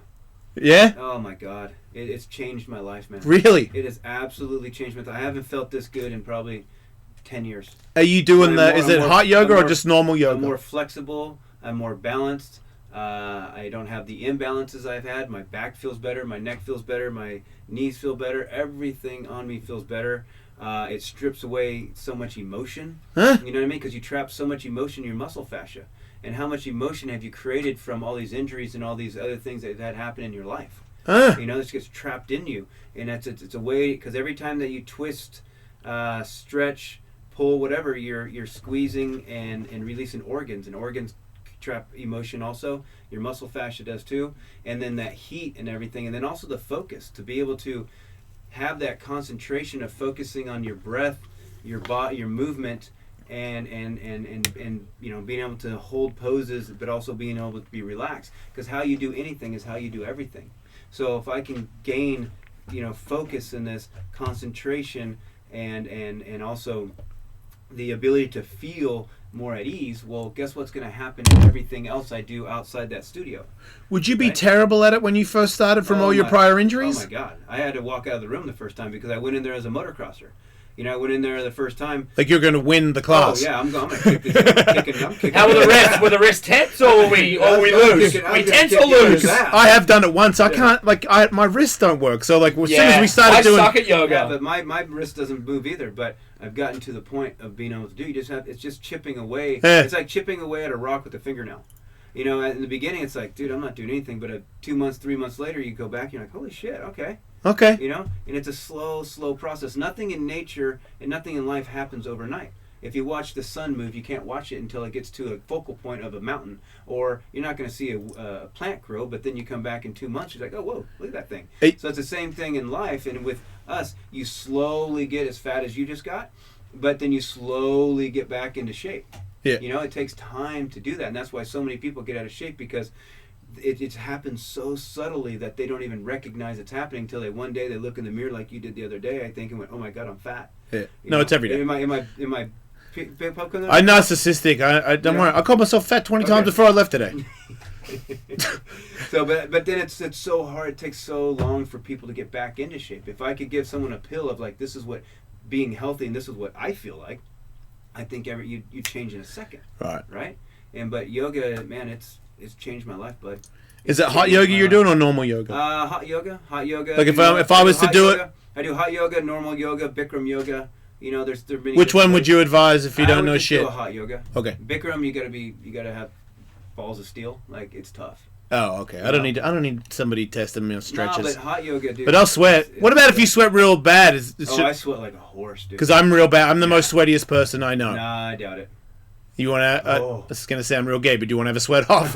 Yeah. You might want to involve Andrew as well. Yeah. Oh yeah, that's right. But he's just over of an armpit guy. And it's, you know, and I've always been the guy just to work out, go this, go that, and, you know, not this, you know, yoga. But go in there, and that's what because I get all my riders to do yoga, because one, you got to train to win, but you also have to train to crash.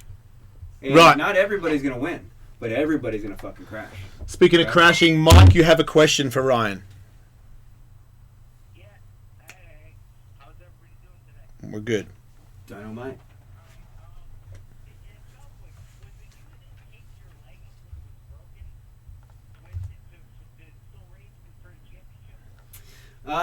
Yes, I did do that. The first moto, I went for a shift and caught my foot in a hole and broke my leg. It's not like it was broken in half, but yeah, it was broken, and then finished the moto and taped it up.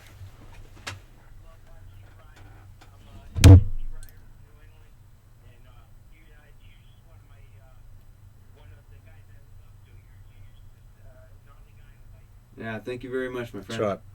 Thanks, dude. Yeah, take care. Duct tape? Yeah.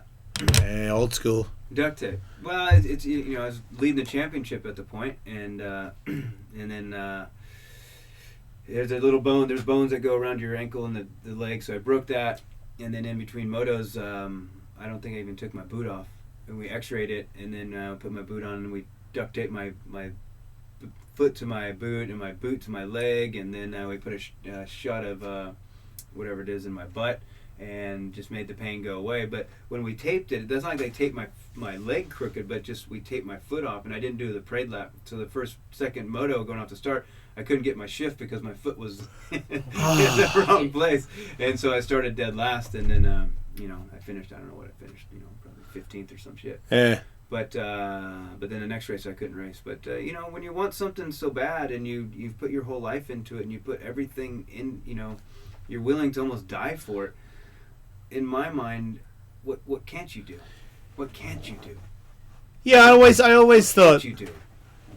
Yeah, I've done. I shattered my wrist and got knocked out, and I woke up with my wrist shattered.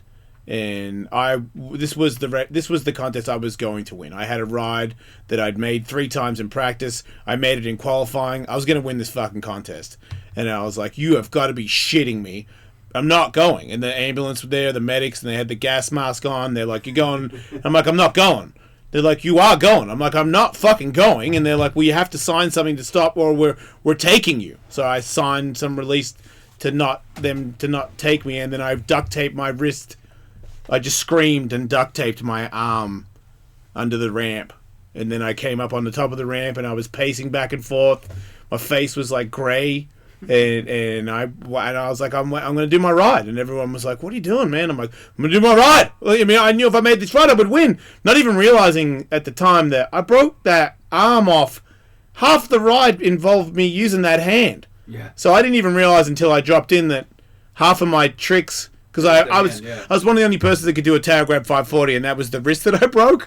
So right when I went to do that, I was like, oh, I don't even I have that option anymore. And then I did a backside 540 and a lip slide, and my wrist did a scrunchy thing when my hand went down, and it made my legs give out. And then I found the ambulance guy before he left, and I was like, I now want to go. Yeah. I will go. I'm coming with you. Yeah. Can you take me now? Yeah. He's like, nope, missed your ride, bud. No, he took me. Oh yeah. Yeah, he took me. But at the time under the ramp, because if he did that to me now, I'm not. I would be like, I'm taking a knee. You know what I mean? I'm like, Andrew, you know what I mean? 911, you know what I mean? Like, I don't know. Maybe, you know what? Maybe I'm fucking old. I'll hold it because I'm not paying for the ambulance. I'll hold it, but we're going. I'm going right now. I might faint. Yeah, I might not go in the ambulance. You take me in the car because I want to pay the $10,000, but we're going to go. But then I was like, I'll meet you there. Yeah. And I think about if I had it, if Tiger was 21 and he knocked himself out and shattered his wrist and I was there, I'm like, no, you're done. Why didn't someone stop me? Because we didn't have that back then. I've got. I don't think you do now. Knocked out the first moto, then like, you okay? I think so. And then they let you ride. I've ridden with broken jaws. They'll stop you now, though, right? Huh? They'll they'll stop you now. Yeah. Okay. Yeah, and now it's like, did you stub your toe? Yeah. Oh, you can't ride. No, you can't. Wait, really? No, because half of the guys are all hurt. Well, I know, but it's just a little different world right now. And you just said a story where you mentioned X-ray machines and shots. Does that mean that that is standing by for everybody when you're in the top 10? Yeah. They have a full. Was it Alpine Star Medical Center now? Yeah. So they go in, they can do the X-rays and all that stuff right at the track. Figure out if there's something broken. Do concussion tests. Wait, they have a CTE scan in there? Yeah, they have. Wow. So I mean, it makes sense. And then they give you. I forget the damn name of the shot, but they can give you a shot of whatever it is in your butt, and it makes everything just go numb. Cortisone. Cortisone. No, Toradol. Oh. Yeah.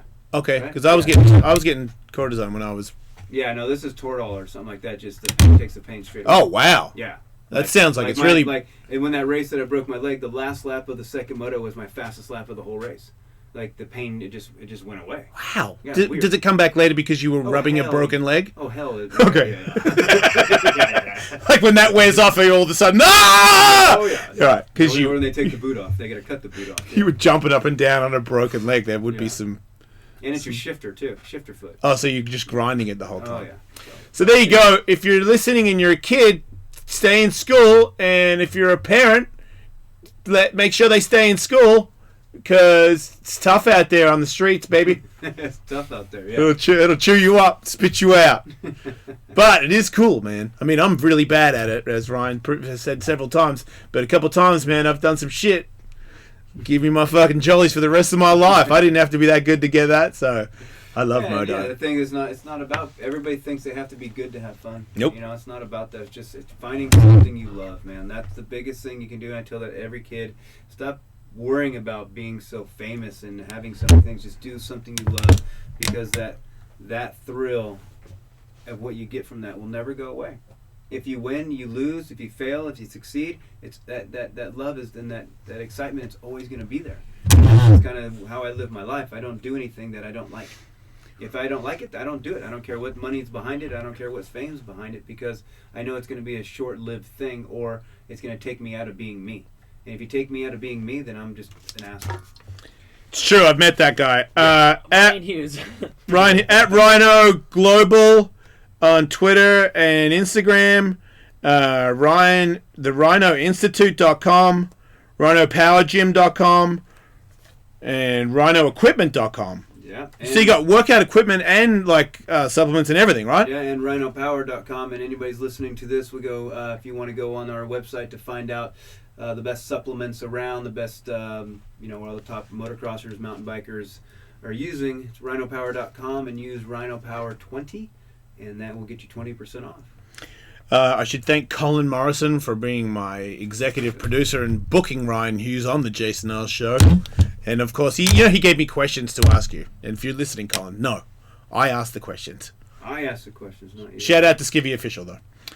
Thanks for being on the show, dude. What are you doing? Is there something else you No, need I'm to just say? making sure that because my partner sent me, the code, and I'm not the best at. I know. Is it the right? Did you say the right I code? said Rhino Power 20, yeah. Rhino Power 20. 20% off. All right. Yeah, I probably say the wrong damn thing, So we have Adam Cincerello, we have Cooper Webb, we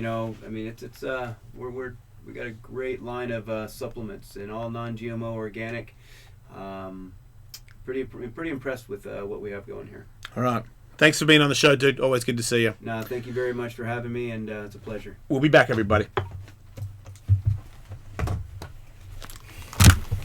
Champ. Nice to see you. Oh, thanks, bud. Thank you. Oh, shit. That was good. Oh, I don't know what good and bad is, but I had fun. You did good. So, are you a stem cell guy, or are you like, fuck that shit? I don't know. I've never even researched it, anything, I don't have an ACL on my knee, and Yeah, well, I'm getting to the point now where I got two rods, 3 plates, 24 screws in my body. I fucking And I'm going to do it, dude. Yoga. I'm gonna go do that immediately, but I'm doing the PRP and So you have to be consistent. I do 3-4 times a week. super into it. Oh, really? 4 times a week? Yeah, I do it like 5 times a week, but. What about if I do it twice? Is that enough? Like, goddamn. But that's just okay. It's just like if you do cardio once a week, twice a week, are you gonna get fit? Okay. That's all I'm saying. You know the body. I know. It takes consistency. Grind your grind style. Yeah, but I got that PRP on my shoulder. And it got Look at this note I shot today. I mean, I had a fight at one point. I could not put my back Honestly, Will, I have no fucking idea about Friday would just shut off. That was from a And then I teacher got today. back We're and beta forth testing with kids everything and right now. So what you can't see is there's 180 For 9 months, they just kept whacking me up with that PRP shit. on And life, insurance, taxes, teaching you I had about an MMA life. fight, which means I trained for a year. That's from a banking teacher. on it, lifting weights with it. I mean, I could use kettlebells. Gnarly, with right? this arm, and at one point, I remember that's when I called somebody when I went. It's "Ah!" so important. And I was like, okay. I haven't even- I'm gonna go I'm fight. like, it's a I'm backpack. gonna go fight this guy that wants to Yeah. rip my fucking head off, and I can't even take my Snoopy backpack in my. Thank you, Dad. Injury Appreciate from that. the backpack. That means a lot. Yeah. Pen? Oh, sorry. Yeah, but you're gonna take a photo, I think. You ready to go grab Jenny? Yeah. Yeah. Medicine. Okay, he does that. You see, CBD helps with CTE. Is this CBD? Does it really? Is this just CBD? No, it's THC. Okay, good. Yeah, we don't do that pussy shit. Yeah, but apparently it helps with. Does it?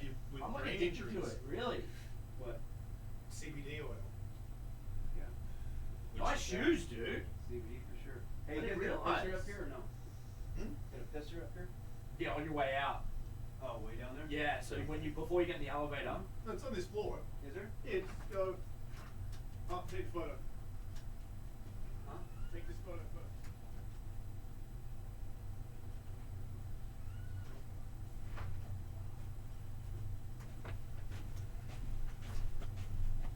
Thanks for the cards. Oh, Betsy's not there. I don't know how I did that.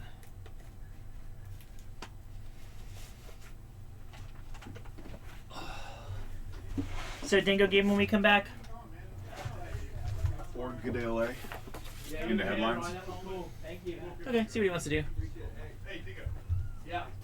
Thank you. No, I'd love to. Yeah. You got I just don't think that. Andrews. He got. Oh. Let me get that from Jenny. Did you valet downstairs? I got it. You got it. Yeah. All right. Awesome. Then. All right, dude. Okay, guys. Good seeing Thank you. Take care. Thanks. You want? I already asked you. Want some cake? I don't want to be the one cuts. I'll Where's Betsy? Maybe ran to the bathroom? I think she was helping out with the parking. I don't know, I thought I heard it. Let's go, baby.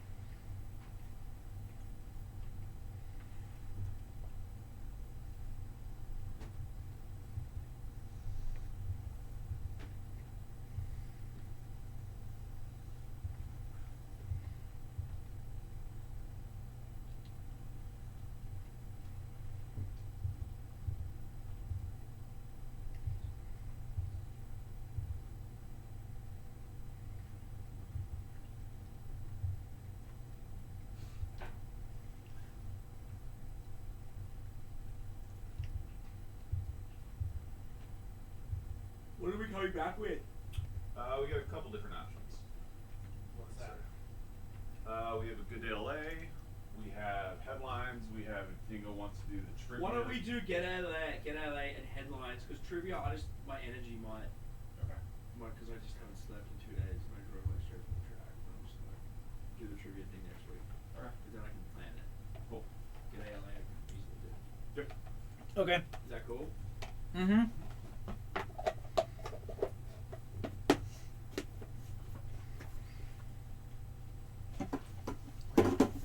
What? Growing up?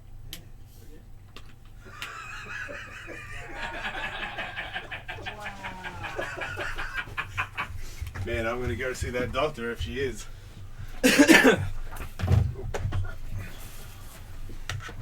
Do you get your money back if you get your wife pregnant after you paid for a what is it called? I hope so. Yeah, I was saying. Hey, Will, did you see after all that shit with the marriage thing that the government, the marriage license says like Nathan Trembaugh? They spelled my name wrong on their marriage certificate. After all that? And, yeah, exactly. Katie's like, I'm not sending it back. Fuck them. I'm like, it's still pretty insane the fact that I officially fucking married you guys and it says it on paper. That to me is a mind trip. We are married Yeah, now, we right? are. Yeah. It only took like fucking 6 months, you prick. Can't say, fill it. Apparently you don't know your fucking name. The third time, Katie was like, okay, like, we're never going to be married. And I'm like, calm down, it'll work out. We'll be married one day. I actually have a cool gift for you guys. I need to give it to you. What?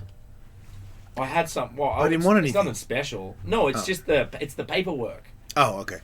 Fucking Ken texted me the other day. He's like, I didn't get you a wedding gift. I don't want one. No, He's you like- didn't want them, right? No. Because I was planning on giving you one, and then you said you didn't want them, so then I didn't. No, I just felt bad for... I just don't... No. You know? I just feel like... I know Katie's first marriage, but I'm sorry. I can't take anything from anybody.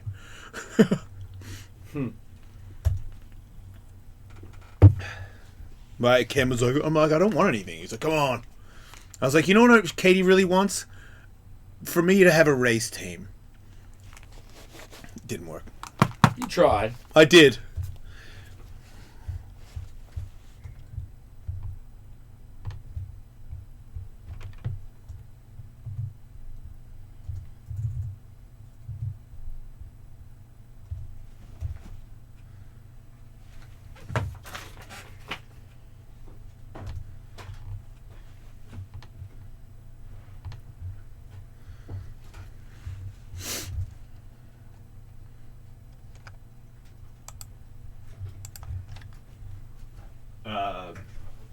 Hit intros, top right. Good day, LA. Sorry. You need something, Jason? Hmm? You need something? Mm-mm. Oh, Will said you were asking for him? That was a. Oh. Thanks for the cards. I maxed him out. Yeah, I figured.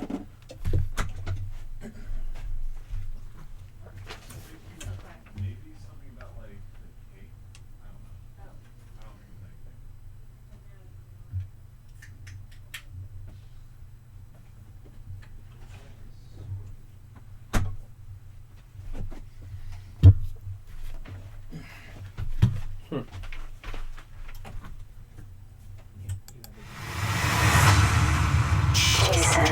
Unfaction Talk. Sometimes I stare at my balls in the shower to see which one wiggles the most. I've just recently learned that my balls are essentially odorless. I have just recently smelled your balls, and you're right. I miss my balls. We will be reunited. I miss my balls too. Yeah, well, New York's not giving them back, buddy. The Jason Ellis Show. It's time for news with an Australian point of view. That's a knife. From the fabulous Aussie bushes. Good day, LA, with your hosts, the Dingo. Yo, listen up now. This show. I got big moles of money. And young wing himself, Mr. Jason Ellis. That's why chicks always lick my butt. Oh, I'd love to go to Fuck. Hollywood. It's Good Day LA. Oh, are we on? Sorry. Where are? What the fuck happened? Cheerio. Are we? Oh shit! He's here. Oh, good day. It's been a minute, Shark, since you've blessed us with. You've been busy. I can see you're on a beach there in your boardies. Always. Where- Uru your gabba. Where have you been, mate? Where have I not been? Where the are- sun is, you find the shack. Oh, I see. Are you? Is that a pig on the? Is that a boar? What is that It's thing? me friend. What are you wearing in there? Very little. Where is that? Are you on vacation? Oh, yes. Where have you been, dude? I have been to all of the beaches of the world, specifically Pig Beach. Right, so that's Is Pig Beach in Oh. Australia, or is that in your backyard in I Florida? cannot recall. It's All I Ibiza. remember is He's in Ibiza. My friend Oh, was good. My friend was delicious. Thanks for joining us, James. Good. We're super pumped to have you on the show too, as always. Thanks Get out of for having me. Yeah, no, you're thanks for coming. Wait, what's that old picture there of that book there? That was me. How long ago? Quite a while. The fuck, you look better now than you do then. Oh, I agree. What's your I had secret? a dust mop on my head. You got a nice boat. Got a Ta- great boat. Hey, Shark, I've been wanting to talk to you about this. Yes. Tiger Woods. Yes. He's back. Yeah. What? You Yeah, guys I friends? agree. Is he? Are you guys friends? I respect Tiger's accomplishments. Yep. Well said. Professionally. Wow. He doesn't. Nobody gives a fuck about He him. doesn't back the Woods. Well, neither do I. Oh, okay. All right. Nobody in golf does, and, Oh, and, God. and the Shark's just one of the people that's honest and can say it. All right. I got more mean in my left Ned. Yeah, and he's left nad, which that's how we talk in the outback. In me nad. All right. Well, you guys don't give a shit, but on consecutive Fucking- Sundays, just a handful of tournaments. Always come talking back. about me nad. Tiger Woods just found himself a shot back from the lead as he played. Wait, did the final Shark hole. fucking take a shot, a golf swing, and then put a shadow of a shark on the grass next to him? It's not a shadow. It's actually a shark. The Instagram trick. Wait, he got... Mate, you're fucking out of your mind. What is that thing? Wait, did you put a fucking... He's got a shark tee box. Oof, Is that at a shark? Is that at one of your golf courses you own? Don't you own a bunch of golf courses? Perhaps. I think you own a lot. Of golf That's a nice. What's it called, Andrew? It's a nice tee That's a box. beautiful tee box. The best. That's where I keep my tees. Well, it seems like it was the Arnold Palmer Invitation over the box, weekend. nonetheless. In the Yeah, box. yeah. Rory McIlroy won. Tiger Woods seems to be coming back. He's projected to move in the 105th after starting the week at 149. Woods 42 is now getting ready for the Masters. I think he's going to win a championship this year. Well, I think he's on more HGH than I am. Yeah, me too. I reckon he All right, enough about Tiger Woods. set off the radar. I've- I know who's on more stuff. Greg, Joe Rogan, or fucking whatever that guy was. Tiger. Yeah, Tiger Woods. Greg wins for sure. Oh, Greg, you drive the 3-wheeler car. with a shark on it. Was that just He's a got note? shark on It's it. got a shark on it. Go back. Oh, fuck off. He's got a Wait, shark did you on get a it. shark emblem put into your 3-wheel car, Shark? I wasn't going to bring up the Shackmobile. Oh, it's a Sharkmobile. It is. It's got a shark on the fucking back. Or, He is a- You never see me and Shockman at the same place at the same time. Mate, I fucking love you. Yeah, right. Say no more. All right. Rest easy, citizens of Gotham. Speaking of Gotham City, what do you, Rest easy, mates. Fucking his people over the head with golf balls. Go ahead. that's Go ahead, actually Dingo. not even Shark in his gym. That's his kitchen. Come on, Dingo. Indiana man takes cab to and from bank robbery, police say. A man in Indiana who was apparently needed to ride decided to take a cab to and from a bank he robbed, police claim. Derek Ferrara, 19, was arrested on Thursday less than an hour after he allegedly robbed a Fifth Third bank. Ferrara reportedly ordered a taxi cab at home before taking it to the bank where Evansville, it's a place. It's pronounced Evansville. Thanks, mate. Evansville police said they gave the bank teller a note that read, "This is a robbery, give me all your money." Ferrara reportedly did not even have a weapon. And do it quickly, my car's outside. The man allegedly took the cab from and paid the driver $20 from the money he stole. Authorities recovered all the money stolen during the robbery, except the $14 cab and the $6 tip. Have you ever heard of that? If I robbed a bank, I wouldn't give you a $6 tip. I'd give you more than that. Why wouldn't you just use an Uber? What are you doing with the microphone, I dude? don't know. I'm not doing it. It's just moving in Hey, front Shark, of are me. you moving his microphone with your eyes? Well, I have mild powers of telepathy. What the fuck did he just say? He said he's got powers of telepathy. What are you, fucking deaf? I got you, Shark. You're true blue. Shark, have you been... You Ridgy, yeah, you Ridgy ditch. Didgy-doo. Yeah, you fucking all the way, cunt. Hey, go back! Is that a slide out of your boat? Look at this. Richie, Oh, fuck, Shark, can we take you on your boat? Wait, do you have a water slide? You got a water slide off his boat! Enjoy a bit of fun. Dingo, what do you say? Have you gone head first? Shark, have you gone head first? Oh, which head? Fuck you. Have you been to the movies lately? Always. Well, there's a new movie out called Black Panther. Have you seen it? I saw it. I haven't seen it. It's very good. I'll wait till it's in my house. It'll be in your house soon. I don't go to the movies ananymore. I have one across the road, so I walk there. I don't go out. Yeah, we used to go to the movies all the time. Shark, would you ever go to the movies with us? Probably not. I respect that. Not to- Incredibly fast answer. Let me think. Yeah. Go to the movies with you two knobs or slide off my boat. Alright, point taken, Shark. Head first. Yeah, he's While receiving fellatio. obviously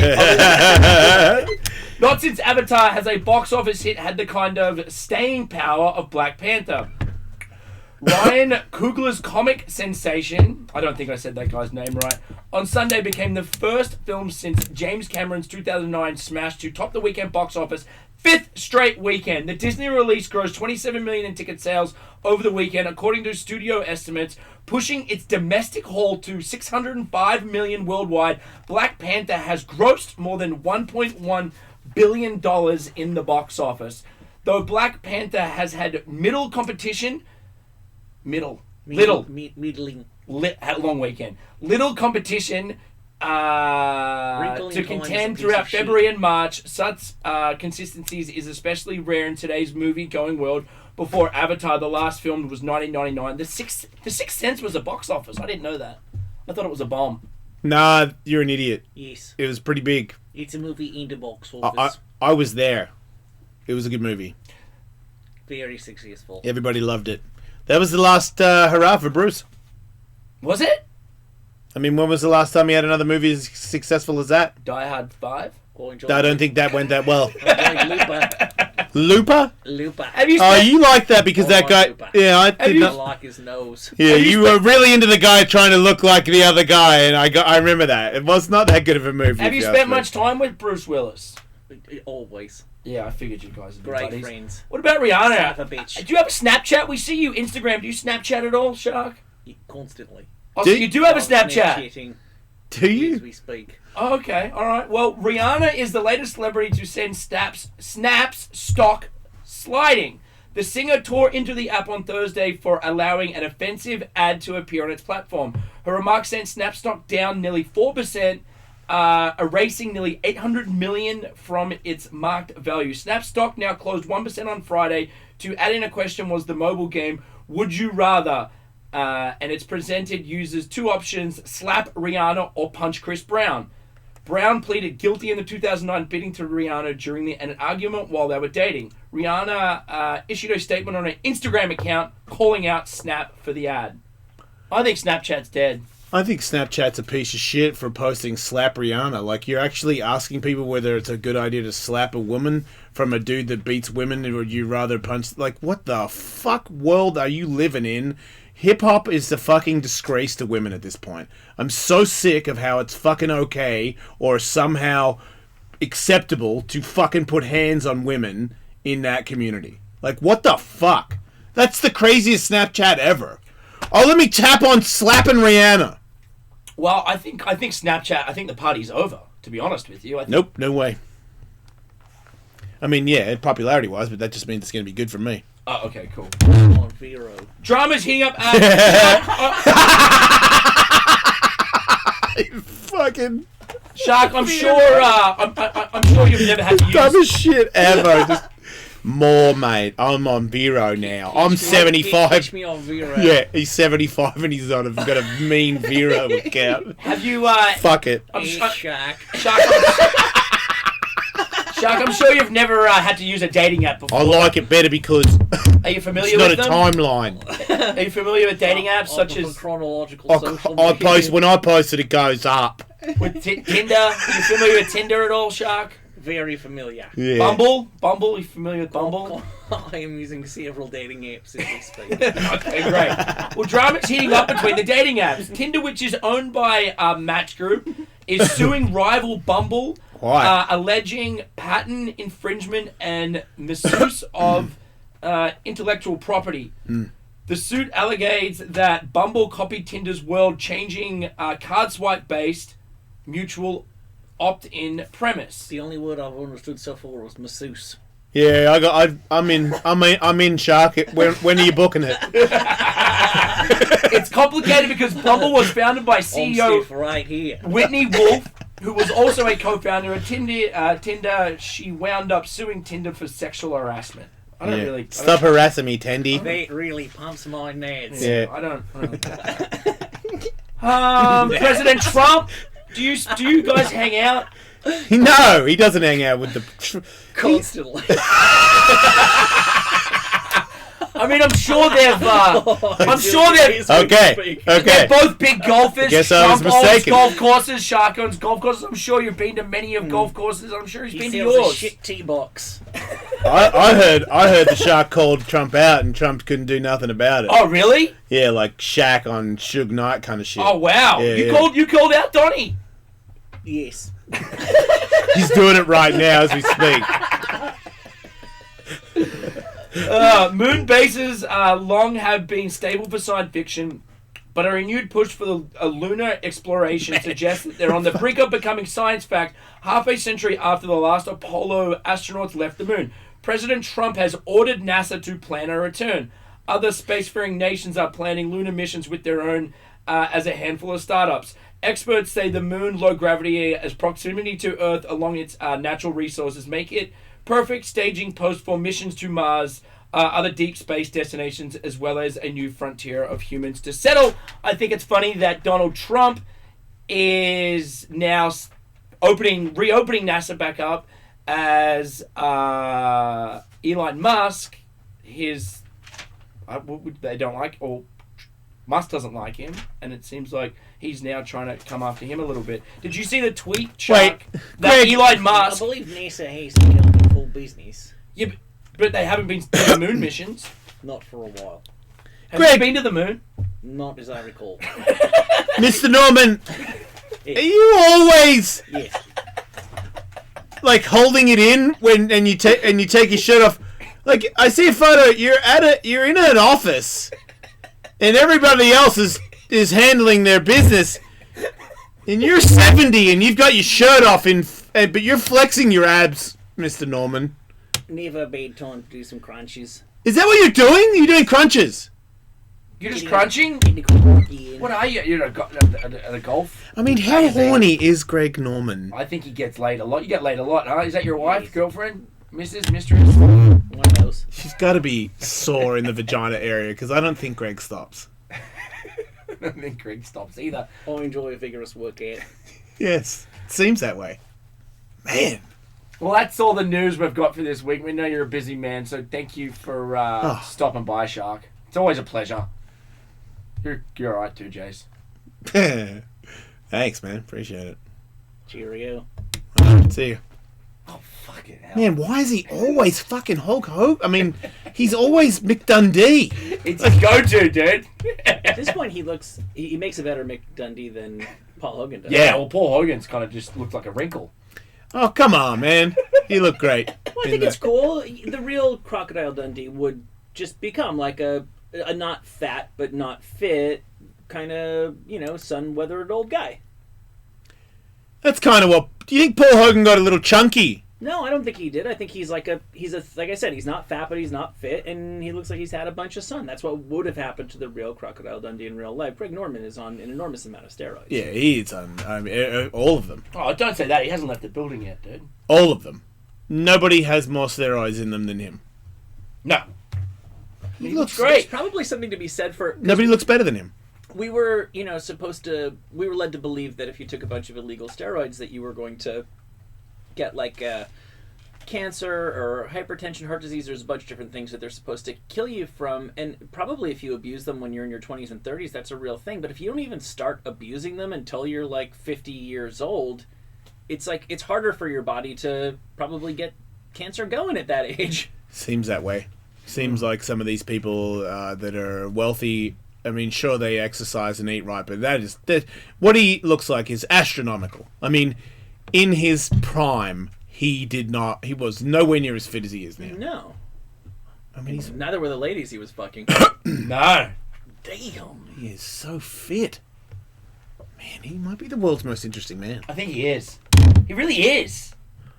I don't know what happened, Andrew, but this microphone is completely toast. So for tomorrow, we need it. The whole stand is just gone. Physical show this morning, whoever was in here. Phone collapsing and this stand breaking. They had the phones turned around facing the Camino when they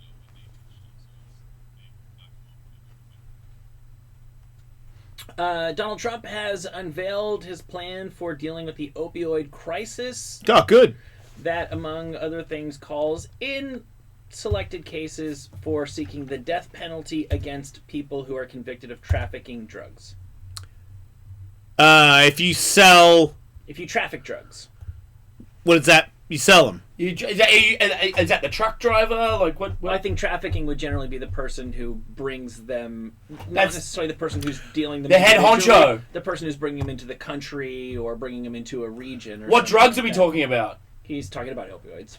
So he's talking about No. heroin, oxy, fentanyl. So if you get caught smuggling fentanyl into the country, you'll be killed. Well, that's going to be the very simplistic takeaway of it. I think it's more like, first of all, they need to specifically link the trafficking to a death. You can't just say, well, you traffic drugs, and we all know that drugs lead to death, therefore you're eligible for the death penalty. It's not going to always be very easy. Think about it. Link Pablo Escobar to somebody ODing from coke in New Hampshire. Right. Not going to be all that easy. Right, so but if you bring it in and you get caught and it's like enough to kill people, we'll kill you. That's the way that I understand this. So then if you're the drug cartel guy and you're like, hey, you need to bring this in, and Jimmy's like, bullshit, they fucking kill you now. You didn't hear that? I'm not going in there. And then that would make it way... What would that do? They'd make drugs more expensive because it'll be harder to get Prices in. are going to go up. Prices are going to go up, which is bad for the young, but good for me. Yep. Because I wasn't going to buy it anyway. Yeah. So if it went up, it's kind of like, suck a butt. Yep. I got it Should've when it been was... back- Yeah, you should have back gone in the day. get a time machine and suck these nuts. It's over for you guys. Yeah. I mean, I'm okay with it. Yeah, I'm okay with it too. I think more people should be killed. What? Donald Trump slept 2 buildings down from me the other night. Is that so? They shut Figueroa down. He was staying at the new Intercontinental, and for the 24 hours that he was in town, they shut all the roads down. My internet didn't work. They dissolve everything, so you couldn't use the internet. Nice. Couldn't use my Wi-Fi. I like that. It's powerful. Yeah, It shows a little power. it does. Yeah. Makes you want to grab a pussy. I'm sure they'd be okay with it, you know? I personally I don't have any issue with this. I'm sure there are people who have thought a lot harder and a lot deeper with a lot more information about how penalties are supposed to work and stuff. Do you see that device that somebody came up with on how to execute people? Is it the heart attack gun? No, it's a machine that pulls your head off. No, That's cool. Somebody propositioned that idea as a when you get the death penalty. Death penalty, right? Yeah. That it would be a machine that holds you down and grabs your head and it twists it off, and it comes off. It's always That way for sure you're dead. Where did you find that on like a YouTube? You went down a rabbit hole. Yeah, no, I don't go down rabbit holes anymore. I was just on the main thing. Someone was like, "Hey, look at this," because I only look at my phone for seconds at a time now. Oh, you're delaying it. I just don't. I got other shit. Yeah, look, the machine grabs his head and pulls it. Oh my god. Ah, damn it. The onion's fake. It would have been cool. I always wonder why they have so much trouble, because there's so many different ways you can kill somebody, and then for a while there, and I think it's still an issue, the states that have capital punishment have just been having trouble getting the drugs, the lethal drugs, because some foreign countries make them and just didn't want to sell them to the states anymore because they knew what they were going to use them for, There's so many ways to kill somebody, and I don't really know how you can say, I know that we don't do cruel and unusual punishment, but as long as you're okay, if it's okay to I don't know, legally man. drug somebody to death, well then aren't other things? If this machine that is now killing people gets a mind of its own and just gets up one night? It doesn't have legs. It might, dude. It might. What do you mean it might? It doesn't have legs. You're saying it could robot grow legs? No, well, I'm saying it could just start killing people at It random. doesn't have legs. You have to go over there to get your head pulled off and sit in the chair. I don't know. Who would sit in the chair of the head pulling off machine? Michael's with me on this one. No, he's not. Oh, I'm not. Oh, Most shit. definitely not. Nobody's with you on this. You're on your own. This is without a doubt We've the most got absurd thing you Yep, said today. and that's crazy. Well, yeah, you've done all right today, but seriously, that's not going to happen. We don't have to worry about that machine finding people and ripping its heads off. But what about a machine where, what if you just made a helmet, so your face is in the helmet, and there's a blade in front of it, and you press a button, it just goes, shoo, and it just goes across your neck and through the back. Your head's gone. Well, look, and it contains it in there, but you've been decapitated in there. I don't like it. I think it's bullshit. Why? It's taking. But if you don't giving it house away from hardworking Americans. Fuck yeah, it is, Michael. It is. Is that where you were going with that? Yeah, fuck man. We don't need a What robot. job? We don't need a robot to take someone's head off. But somebody presses the button for the gas. So somebody presses the button for the head chopper. Nobody loses a job in this. Listen, I'm more concerned about. What are you more concerned about? The robot growing legs and killing us. Yes, you've got that across to everybody. All right. Well, let me throw something out there that might satisfy both of you. It seems to me that the French perfected what we're looking for here a couple hundred years ago. Why can't we use a guillotine? Yeah, a guillotine. I'm fine with the guillotine. I love the guillotine. I call it a guillotine. Does that make it? Am I wrong? No, same difference. I'm fine with this. Fuck yeah, dude. Yeah, why don't we have the guillotine? Guillotine made out of wood, no legs. Yeah, see, Michael, no legs. Yeah, so now Dingo's satisfied, and we're still killing people, and you're concerned about smart weapons. This is the dumbest weapon on earth. Yeah, dude. And you could hire people to sharpen the blade. Yeah. Creating jobs. See, now we're creating jobs, dude. We're all getting along here. And if you are a drug smuggler and you find out that here in America, we will cut your fucking head off in a guillotine. Is that a Chanel guillotine? Oh, that's so good. How much do you think that thing is? I know, right? I mean, you know what? I don't need Chanel spray painted on the side of it. I just want it to cut people's heads off. No way. I want to die in style. Okay, fair enough. It does make sense, though. But yeah, what if we did that? Well, I mean, we used to do that. Are we not who we used to be? Are we not human beings? Well, how is it worse? Let's cut them off. Once you're on board with capital punishment. Yeah, it's death. How is it worse? You're just trying to kill them instantly. And, Michael, in your mind, you're the guy that's going to die, or the girl. Mm-hmm. When the shit goes in your veins versus the blade goes across your neck, I mean, I visually probably wouldn't rather the guillotine, but I think pain-wise, it's over. How could you possibly feel anything? It's a second and your head's off. Yeah. Didn't the head sometimes like talk for a second or two? Yeah, but that's badass. That's cool, dude. Yeah. Talking head. Yeah. Fucking If I could hold get the like, head up, fucking he's a still week. like, fuck you. Yeah, fuck all you cunts. I did it and I'll do it again if I could. How's my gay mustache now? Right? I mean, at least ask Yeah, him one more time. put me over where my cock is so I can suck it off like the homo I am. Yeah, let me live my dick. Confess to the crime now that their head has already been removed from Right? their body. You've got nothing to lose. Yeah. I did it. All right, it was me. See, now we're having fun with the guillotine. Yeah, no, and then, I mean, I feel like violence-wise, America doesn't want to show titties, but they have no problem showing people dying. No. So, cut their fucking head off. We'll watch it. Well, it's not as if we're broadcasting. You can find video of people being Oh, executed, yeah. but it's not as if they shut down all of the TV channels so everybody's forced to watch Is somebody it- die in the electric Do chair. people still go to watch the Yeah, bad they have person? the viewing party. I think it has to be witnessed by a certain number of people, and I think there's very often members of the affected, families of the victims who want to see the guy die. I mean, if you murder my family, I'd rather see your head get cut off than injection. I'm gonna cut your fucking fingers off and then your toes and bite your nose and then Yeah. your dick. I'm gonna do it slow. Yeah, you're smart, Dingo. I like your style. And then I may eat you. Yeah, before you die. If you die, I'm not eating. I just want you to know that I'm eating you while you're alive. It's gotta be terrifying, right? Yeah. Now, I personally have ethical objections to the death penalty, but if we're going to do it, I don't see any problem with the guillotine or doing it to drug traffickers. I will go ahead and agree to all of that. Yeah. I don't know if I'm okay with the death penalty either. It's kind of like, as soon as you start fighting, you've lost the war. Well, the one that just sticks with me is that if you look at the people who actually get executed, it's poor people. Rich people figure out a way to do Rich people do life in prison, or they're declared insane at the time of the crime, or something. Or they just get off. Yeah, or they just get off. Poor people get fucking executed. Not. I mean, of course, there's exceptions. Yeah, but that's but when you say that, I'd still rather the bad people die. at least the poor bad people die. It's Like, also if really you're a bad- shitty when people get executed and then they get exonerated later on, which does happen. Which is, I'm not saying it happens often, but I know, but it you has can make the happened. case that one of those is too many. holy shit! Yeah. It's no one gets the death penalty unduly, but it is a documentary and it shows you how this guy would have been in prison for the rest of his life or executed if there wasn't one weird thing that just happened by coincidence.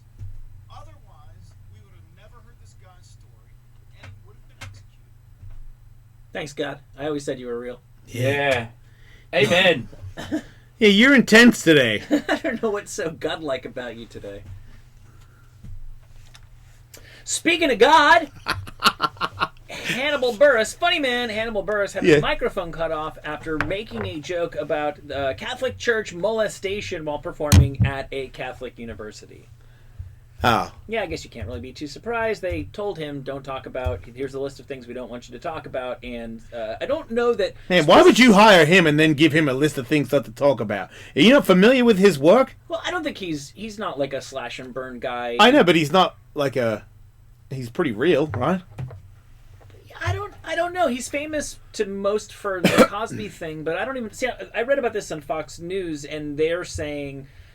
just repeatedly did this routine about Bill Cosby. That I'm not under his persistent routines about the sexual assault allegations against Bill Cosby. I don't even think that's true. I thought he did that once and somehow that Yeah, me was totally too. viral. Yeah, I've seen him do stand-up. He didn't talk about that at all. That's what I mean. He's capable of doing other stuff. It's not surprising to me that a Catholic university would say, yeah, come and entertain the kids. And Catholic university doesn't mean what it used to. It's not like these kids are all training to be priests someday. I went to a Catholic university. You turned out fine. It was a fucking madhouse. But nobody was trying to be religious on you? No, you really... I know. Look, dude, I think common sense, if you go to a Catholic school and you make a fucking Catholic joke, you're kind of... Yeah, I mean, I wouldn't go to a bar mitzvah and make Jew jokes. Well, David Spade performed It's like- at Fordham when I was there, and wouldn't shock me at all if they'd said, "Hey, David Spade, do your thing. Here's the 5 things don't Yeah. talk about if you want to get paid." And he said, "Yeah, sure. I don't give a fuck. I'm here to get. I don't give I mean- a shit about this gig. This is money." It's gotta be weird doing stand-up at a school. I feel like it changes everything. Like I'm talking to really young people. Well, no, I think you said this was a college, right? Yes, this was Loyola. Which Loyola is this? They're Chicago. drunk. Yes, drunk for sure. Yeah, Oh, okay. almost definitely. Oh! Okay. Wait, they're older? I'm confused. You go to school and you're... Yeah, kids drink underage in college. It's like what you do. Oh, wait. But he wasn't at a bar doing the stand-up. No, but the kids probably, if it's anything like what my school is like, we're gonna have drinks before the show that they paid for us, our school, and then we're gonna go get truly hammered afterward. Wow! Yeah. Man, American kids have fun, huh? Yeah. I mean, who the fuck takes... You get to see Hannibal, Yeah. and you get drunk. Yeah. And school did it. Right. Man, I would have... I'd have an education if they were offering that. Yeah, my school sucked dick, dude, and we had good David Spade. There's nothing to sneeze at. Fucking David Spade. I didn't see David Spade until I was 35 at Tony Hawk's house. Yeah, David Spade's still banging the girls. Don't say that. He might not. I mean, not that I know age. for a fact there were several girls in my college he did not sleep with that weekend. Oh, no. No, actually, believe it or not, I never heard. Maybe I just wasn't hanging with the right crowd. If he did anything with Fordham girls that night, I didn't hear anything. He about told it. him not to say anything. I think he took the money and went back to Manhattan where he could have sex with people there. Smart. Yeah. Steven Seagal accusers are set to describe... What happened to his- Steven? Well, he moved to Russia, so you know he did something wrong. Oh, shit. There have been allegations of the sexual nature about Steven Seagal in the past, and now there's just a couple more. If you're the sexiest man in the world, is it really inappropriate for Steven Seagal to try to have sex with you? So you're saying they just didn't realize how badly they wanted it? That's what I'm saying. On behalf of Steven Seagal, the greatest athlete of our time. Steven Seagal was more than twice my size and twice my age. He could say that about everybody he knows. There was there was nothing consensual about this. I couldn't move, and I felt as if I was watching my body from above. These are all things that happened quite a long time ago. At a rap party for On Deadly Ground, this one woman says that Steven Seagal invited her to her home. This is 25 years ago. Took her into a bedroom, kissed her neck, and raped her. She said that is how she lost her virginity. Oh, man. Well, that's the Something- saddest story of the day. Another one, Oh. another alleged assault happened in 2002 at a Beverly Hills W hotel. She claims Seagal pinched her nipple, slid his hand under her bikini, and touched her vagina during an audition. I don't know about statute of limitations. I'm guessing they've expired on these, but the lawsuits would still seem to be possibilities for them. If he's in Russia, does he have to come to America to face it? And there's no fucking chance they're going to extradite him. Portia de Rossi claimed Steven Seagal put her on a casting couch and unzipped his leather pants. The Wait, actress... Portia de Rossi, isn't that That's Alan's wife. Alan's wife? Yep, she's a bogan. She's a bogan. She's from Geelong. She's Australian? Is she really? Yeah. Oh, I did not know that. Oh, Oh, my God. What do you mean, oh my God, sorry. You didn't Fuck. know. I did not. She used to date footy boys. Oh. Now she dates another footy boy, you know what I'm saying? Yes, I got to know. I'll figure it out now. Yeah. And the actress Juliana Boys and their balls, huh? Margulies, Huh? the Juliana Margulies, is that how you say that? She was on ER, right? Claimed she had a hotel meeting with Steven Seagal in the 80s. We talked about this when it was first talked about in the press. And he brandished a gun, but didn't touch her before she fled. I think, if memory serves, she said that she was like kind of set up by an agent or something. Yeah. Oh, that happens all the time. I have a friend who is a high model, and she gets... Her agency sends her guys that they want to put her with. It's fucking insane. What do you mean, guys who want to put her like, with? What do you mean? Like celebrities. Like, oh, this person's single, this person's single, this person's single. Like, it's almost like a dating app for putting famous people together. Their managers do it. She's like, look at this. So can't you just say, I'm interested in modeling and acting work, but please stop sending me sugar daddies? It's crazy. It's not sugar daddies. It's them trying to build their careers. That's what it does in Hollywood. If Jake Gyllenhaal's with... You know, whatever, that's going to make them more powerful, so they try and stick them together. Jason Alexander's back on the market. Yeah. If you ever want to fuck George Costanza, here's his number. Literally. Man, that is a tough pal couple. I don't know. I don't know if that benefits their career at all. But sure, I'll read the tabloids about it. That sounds funny. Norm from Cheers. It's all chopped up and ready to go. I know. What about? Steven I know. Seagal. Can you be so hideous that and you're still a power couple, and then you team up and it works? Well, like, give me for example. Like if Star Jones and Roseanne Barr got together, and they were just making out on red carpets and shit. Yeah, that's noteworthy. It would be big, right? And their career, their value would go up. Or whatever it is that you say. Most likely, yeah. If they didn't completely embarrass themselves in the process, yes. Can you do that at this point? It's a fair question. I mean, Star Jones can't. But maybe Roseanne Barr could embarrass herself. She's pretty credible. Fuck Star Jones. It's been a long time since I know remember who Star Jones is. She was a big fat lady on The View that sucked. I didn't like her. Whereas Roseanne is back on television, prime time. Yep. Roseanne is? They're running it back, yeah. Like- Literally, Roseanne is, yeah. Yeah. Not just Roseanne, but Roseanne. The show. Yeah. That's cool. Original That's cast. her. I know that lady. Somebody ate Star Jones. Now she's just a head. Enjoy the rest of your Monday. Don't die. Oh, wait, that's the same lady? Yeah. Oh, my I God. didn't realize how big she got it before she got so small.